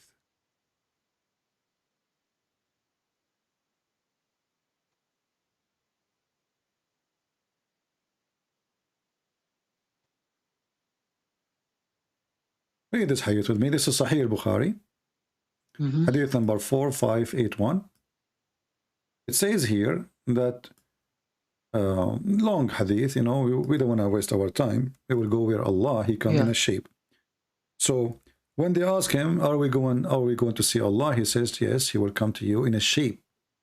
Allah, the Lord of the world, would come to them in a shape nearest to the picture they had in their mind, which is a turtle. What? Yeah, don't laugh. Tell me, what is the shape you have for your mind for Allah? I don't have it. I never pictured him in a shape. Thank you. So Muhammad is stupid here, because what image the Muslim they have in their mind? That is the most stupid comment ever. There's no Muslim that has. We can't paint. We can't picture. Exactly. So how? So what is this stupid Muhammad saying in the shape nearest to the picture they have in their mind? Don't you know first how he look like? Look like a turtle, octopus, like a monkey, donkey. What he look like? We don't know. So in the nearest, look at the details. The nearest, you know, look, what the heck? Okay. And then he continues saying, so first Allah, he will come to you in a shape. Does it say shape? Yeah, it says shape. Yeah. Is that the word? Is the word shape present physical? Physique. A shape would be physical if it's coming to people. Yeah. Yeah. Shape is something occupying a space. That's what shape is, right? Yeah. So he will come to them in a shape, and the Muslims will not believe in him, and then Allah will come to them in other shape. Okay. And then they will believe in him. So when Allah changing the shape number 1, shape number 2, is Allah being inside his creation, or there is two Allah? And Allah has two shape. I don't know. Apparently to this hadith, he's gone into two shapes. Yeah. Yeah. So obviously Allah, even not only he have shape, he changed his shape. And shape is what is created in a space. Yeah, right. And Allah obviously is going inside his shape. So he is inside his creation. And there's many ways actually to prove this. But this is showing you how stupid Islam is. In one hand, this says how God can be inside a man, how God can be a man. And then they come to us and they say, Allah, go inside the shape. And this shape is scary. Do you notice that the shape is scary? Shape is scary. Yeah, shape like shaitan. Okay, but we never seen shaitan, so how will we know what he looks like? Muhammad, he described him. He said that he is an African. African? Oh, yes, I won't show you. Muhammad is a very racist man. I heard some, yeah, I know there's some hadiths that yeah, Muhammad is a very racist. He hated black people, you know, which is disgusting of him to say so. But he described always shaitan as a black person. Okay. We know that this is absolutely false, because you know, the color of a person does not make him evil or good. There's evil. Well, the color of his skin is of the sun, so yeah. This is how we see actually the opposite. You know, the black person is a white person, and the white person is a black person, because the light which you don't observe is the light you see. The light which the body is not observing. You know? Well, we all came from Africa originally, so my friend, doesn't matter where we are coming from. We are coming from Adam. We are all one family. So the Asian, the white, the black, they are children of Adam, right? So, and that will delete all kind of racism, and we should not be racist. But when a filthy man like Muhammad says the black dog is the devil, Shaitan is a black man. Actually, according to the filthy Muhammad, the most person Allah he hate is a black man. Okay. You know? But let us focus here in the shape. So Allah, not only he have shape, Allah he changed his shape. Right, okay. Okay, yeah. Why Allah he changed his shape? What do you think? Why Allah has changed his shape? He's playing hide and seek. Look, he come to them in a shape. It says here, Allah will come to them in a shape other than the one they know. And he will say, I am your Lord. They will say to him, get lost. Get lost, you son of idiot. You are not our Allah. But in Islam, we never believe that Allah will ever come in a shape, or he has a shape. No, you do. This is Sahih Bukhari. Yeah, but according to this, I understand that. According to all the scholars, no. According to scholars, you can search right now in YouTube. You will see Allah, he have hands, Allah have foot, Allah have fingers. But they're not the fingers they're not like they are us, shape, my friend. Finger is a shape. Finger is a physical thing, you know? Right, okay. Do you see the story of Uthman? He was driving in the road. A guy gave him a finger, you know? They have a fight. So that is the finger. He gave him the finger of Allah. So Allah. The blood looks very fake to me, though. Blood looks fake, though, a bit. Look like tomato sauce. I don't know, ketchup. But anyway, Allah have 5 fingers. Why he have 5 fingers? Where does it say he has 5 fingers? You go just right now, search in YouTube. I mean, there's in this reference, my friend. You are a Muslim who knows nothing. I do. I never heard he has 5 fingers. Okay. I know he has hands. If we go right now, and hands on the right side, right too. Okay, hold on.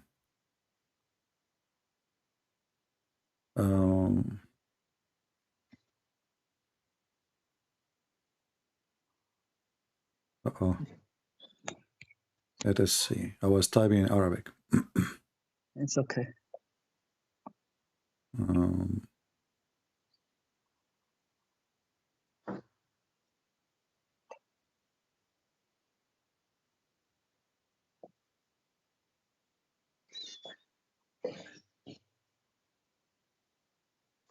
Okay, there's a video by 𝐏𝐫𝐨𝐻𝐶. You know 𝐏𝐶?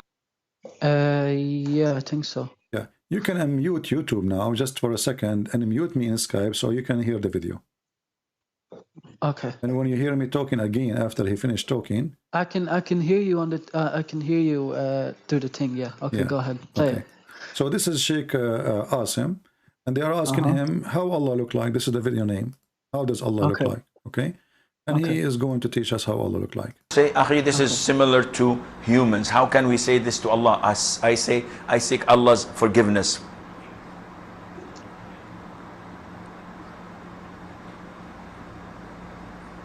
So I would say to those who claim this, Akhi, this word is known, but the meaning is different. When I say that an elephant has a leg, and I have a leg, and an ant has a leg, are the legs similar?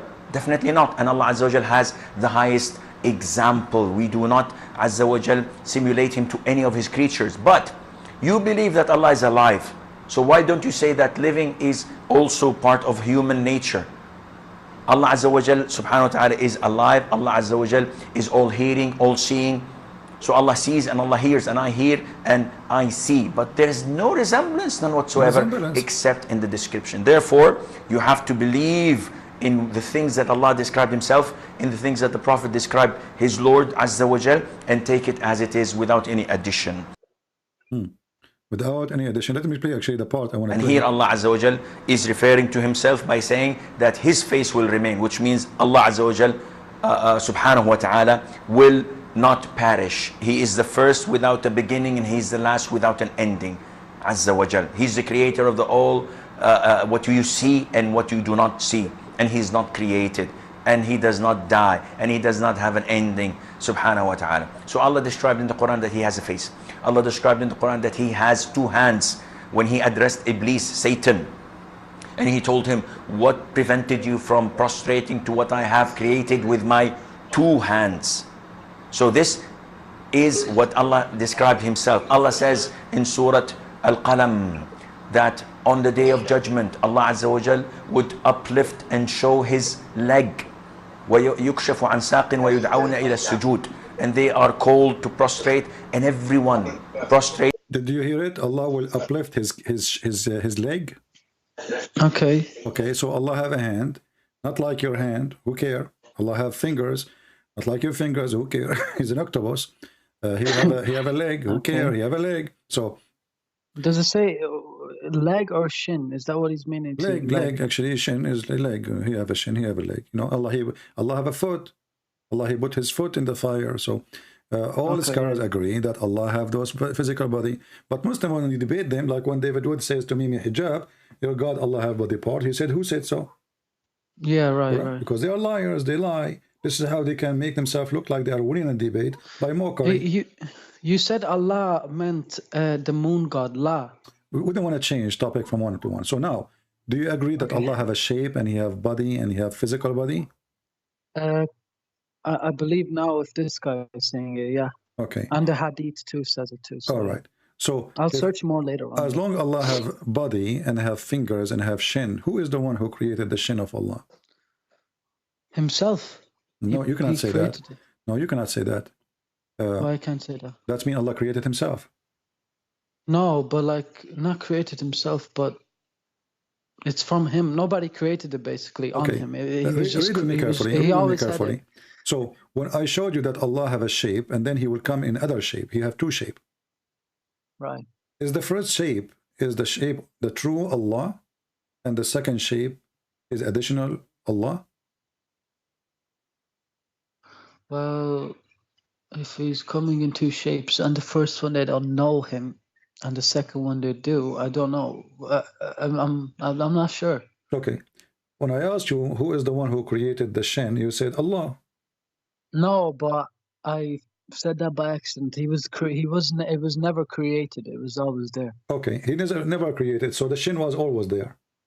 Yeah, all his body parts were all. This is just the way he is. Yeah. Okay. So Allah have a physical body, but he is not inside a space? Allah has a physical body, but he's not inside space. Yeah, he's above the seven heavens. Above. There's nothing called above and bottom. Either he have a space around him or not. The second you say he have a body, it means he's occupying a space. He's not compiled by any space, no. No, he is because he's a body now. Yeah, and this is the day of judgment, all right? Doesn't matter what day of judgment. This is before. But listen, focus with me. Allah have a fingers, have a leg, have an ass, have a face. Okay. Before he created everything, do you agree? He was like this. Yes. Okay. So before he created everything, what was there? There was nothing there. There was nothing. Do you want me to show you what your prophet said? Okay, go ahead. You will laugh now. Yeah, probably will. This is your God, my friend. Try not to laugh. Okay. The hadith says here, they asked Muhammad, what was exist before Allah created everything? What was, before Allah created anything? What was there? So here it says, from his uncle Abu Razin, and says, he said, the Messenger of Allah said, there was our Lord before he created our creation. Where was our Lord before he created his creation? Where he was, listen carefully. He said he was above the cloud. Okay. And here the translation is wrong. It says no air, but it says, in fact, it says air. If you go to different translator, this translator is a donkey. It says above him there's an air, and underneath of him there's air. Read carefully. This is the same hadith, different translator. I said, O Messenger of Allah, where was our Lord before he created the creation? He said, he was above the cloud, below which was air, and above which was air. Does it say that? And water. Below there's air and water. And then he created the throne above the water. So let me repeat the question again to you. Allah occupies space with the shape, or he don't occupy space in the shape? Right now, today? No. Read the hadith. This is your prophet talking. He said he was above air, which was below air, and above him was air and water. Yeah, according to this hadith, these are like the well, air and clouds and water exist. So yeah, and not only that, there's above him. Above him there is air. Above Allah there is air. Correct? Okay. So right. Allah is not only inside His creation; He's between them. Okay. Okay. So according to this hadith, that water was always there. It was never created. But look how stupid this story is, because they said to Muhammad, "What was exist before Allah created His creation?" Correct? Right. Okay. Which means the moment of zero, before He created anything. So this hadith implied that there's air is not created by Allah, and the water is not created by Allah. Because they're asking him, where was Allah before He created His creation? Okay. What okay? Muhammad is a donkey.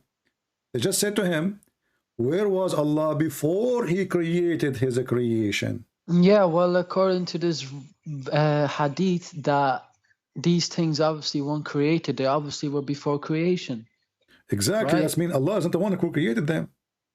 Allah is living there, but He did not create them because they asked Him before His creation. So are you telling me that the water was not... I'm not telling you. The hadith says that before His creation, there was water.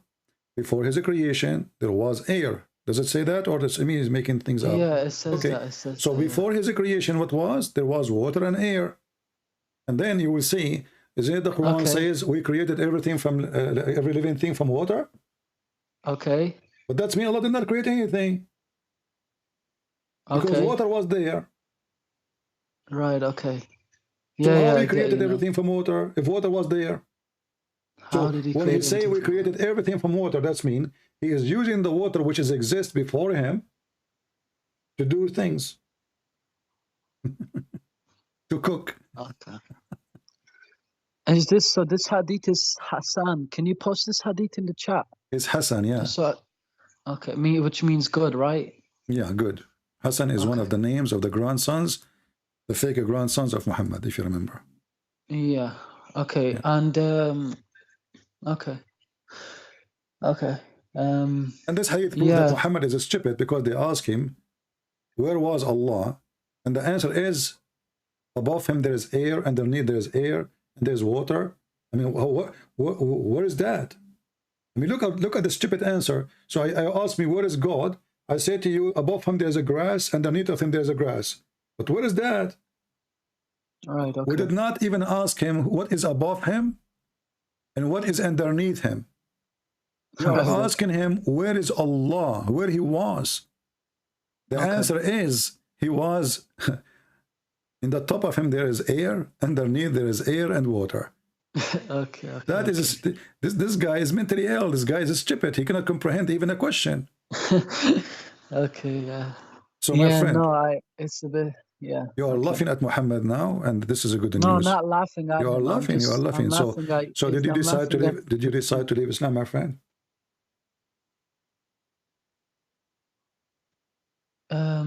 You know, I made a challenge, and you actually did it. So like my shocking thing when I read your book and your hadiths, I mean not hadiths, sorry, your videos. When you showed the references when He was killing people and the sixth commandment for Muslims to do, because they say we only have 5 apparently, but there's 6 like you're saying, and it's a commandment to Muhammad. So does that mean if it's a commandment to Muhammad, it should be a commandment to all Muslims too? It's a commandment for all Muslims. I showed you it says for all Muslims. Right. Yeah. So you are out of Islam? Yeah. Yeah. Wonderful. I'm happy. But I have to learn more about the Bible and Christianity before I become Christian, because I don't know nothing about it. No problem. Well, maybe next time you can call me. Because I believe in God, but I believe in God as love. And like, I never thought Muhammad was a killer, or just, I just thought he was like perfect, you know what I mean? And he was, and I just, did everything that I could Muhammad to do is a the pervert. best I could in Islam. Is a pervert man who used the word God for the sake of his pocket and his penis. That's all what Muhammad is about. Actually, there's a sheikh. There's a sheikh. You can watch his video. Ahmed 𝐏𝐫𝐨𝐩𝐡𝐞𝐭. He's from Iraq. He was making he make videos, you know, to explain the stupidity of Muhammad. But he's a sheikh, you know, he's a sheikh. And actually, this video here in front of me. So he, you know, if you read the title here, he says, "This is book of God, the most stupid, silly book ever." But he's a sheikh. Right. You know, and they cannot say to you, he don't speak Arabic, he do not know Arabic. This is very well known sheikh. So he's still a Muslim, by the way, but he say the Quran we have today, it cannot be the book of God. Okay. No? So he say he's a Muslim, you know, but he is making fun of the Quran. He says, this is book of God. This is the most stupid book ever. The things you showed me about how the baby is created is wrong. My friend, everything in this religion is wrong. Because God, he don't even remember which one he created first, the sky or or the earth, the stars or the trees. I mean, yeah, I heard that one. Yeah. So my friend, I'm really happy for you that you decide to leave Islam, and I'm glad that I accept your challenge, even though I was really terrified because, as you know, I do not know much. So maybe I hope soon you will read the Bible and you will learn more, and you will come back to Christ so he can save you. Because my friend, your life can be taken from you today, and then sorrow will not help you. So I invite you as soon as possible to come back to Jesus and accept him as your Lord, as your Savior. For the God of sex, he cannot, obviously. This is a sexual God, pervert God, pervert prophet, pervert religion. So Jesus is the only one. His name is holy. His life is holy. His act is holy. And holy is his word. And he do say what he do. And he do what he say. And this is how you know who you should follow. Muhammad, he say things, he do something different. And actually, even the good things he say is evil. So how we can even compare? Happy for you. Thank you for calling me. And I hope soon you will call me to tell me that you decide to accept Jesus as your Savior. Yes, I will learn more. Thank you. Take care, my friend. Bye-bye. Bye-bye. All right. I think we have enough for today. Taking calls in Skype was a long call. For how long? Yeah, it's almost 3 hours. Well, at least we were able to take this man out of this garbage. But sadly now, he is not going to have endless penis. But maybe you need to think about it in a positive way. You live in England, in London, where parking spot is limited, and you have an endless penis. I mean, that's not right. You know? If you live in Arizona, in the open desert, or Las Vegas, and your penis is endless, I mean, it can be used for oil purpose. Like now, Biden, he want to send gas to Europe. We can have a contract with your penis to use it as a pipeline, you know, or maybe a cable for the internet. I mean, even the promises of Muhammad is so stupid, so perverted promises, but they are so stupid. I mean, even the endless penis, like, what the heck is that? I'm so glad he did not promise us an endless nose. So your wife is next to you and your penis is endless. And honey, where's your penis? Let me see. I cannot see him. Give me the telescope, okay? The telescope cannot reach it really because it's so endless, like the galaxies now. Okay, husband, how are we going to have sex? Oh, I think you have to go to the other side of the world so we can have sex. Because he is very, excuse my language, he is very, very straight, you know, he's very tough now. And we cannot make you turn, sorry, it's going to break. And what a promise, man. Shaitan take hair from their anus. Shaitan sleep on your nose. Shaitan piss in your ears. Shaitan hold himself around your penis. What a pervert. And then the Muslim, they say to you, oh, Christian Prince keep talking about sex. Do you have anything in your religion except sex? Aren't you worshipping, believing, praying, killing, doing jihad for the sake of penis? And then you're asking me, what do you talk about sex? This is your religion. What I will talk about. In the best scenario, when Allah decides not to talk about sex, he talk about big boobs. Big boobs flying in the wind. Which is really scary. I mean, imagine if those women, they hit you with their boobs. Did you watch the movie of Al-Qaddafi, the dictator? You know, when one of his bodyguards, she break the brick with her boobs. I mean, those boobs are so big. A God, he promised us big boobs. Is that a booby trap? What if you put your head between her boobs and she smash your head? They're so big. Endless penis, endless. Her ass is 1 mile. I mean, how come the penis is so endless, but the ass is 1 mile of the women? And how the ass is 1 mile and her vagina is endless too? وَفَرْجٌ يَسَعُ ذَلِكَ. And a vagina fit for that penis. And why we need women with big boobs? And where is the word women, by the way? In the verse, there's no women. It says, and big boobs. Huge boobs. You know? In the heaven of Allah, I'm sure they will open a special, like, a special care unit in the hospitals for boobs injury. Like somebody, like the husband come to the hospital because he was hit by one of the nipples.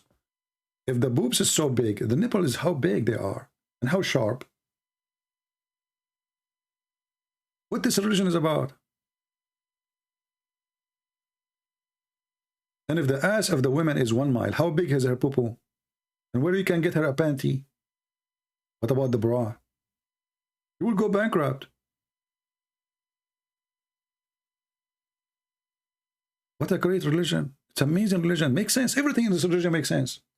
Everything in this religion. Shaitan take hair from their anus. I mean, conspiracy is all over. Shaitan wrapped himself around the penis. Shaitan sleep in your nose. Piss in your ears.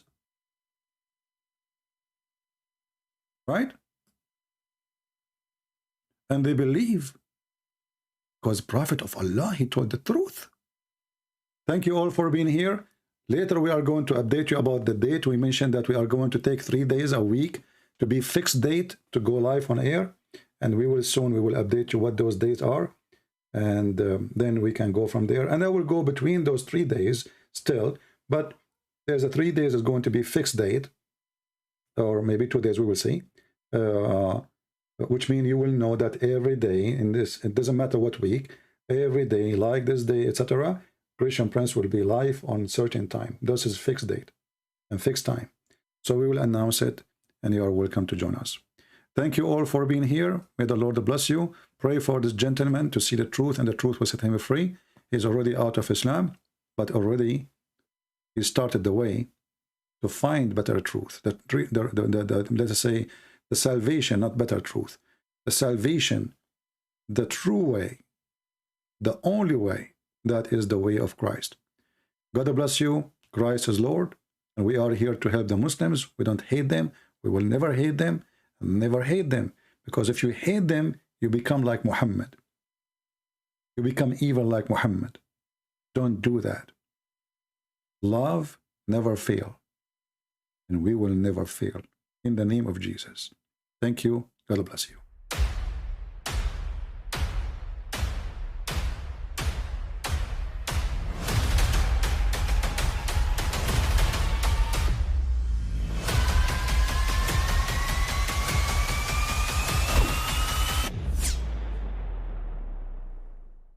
I mean, again, he doesn't know who Gabriel is, right?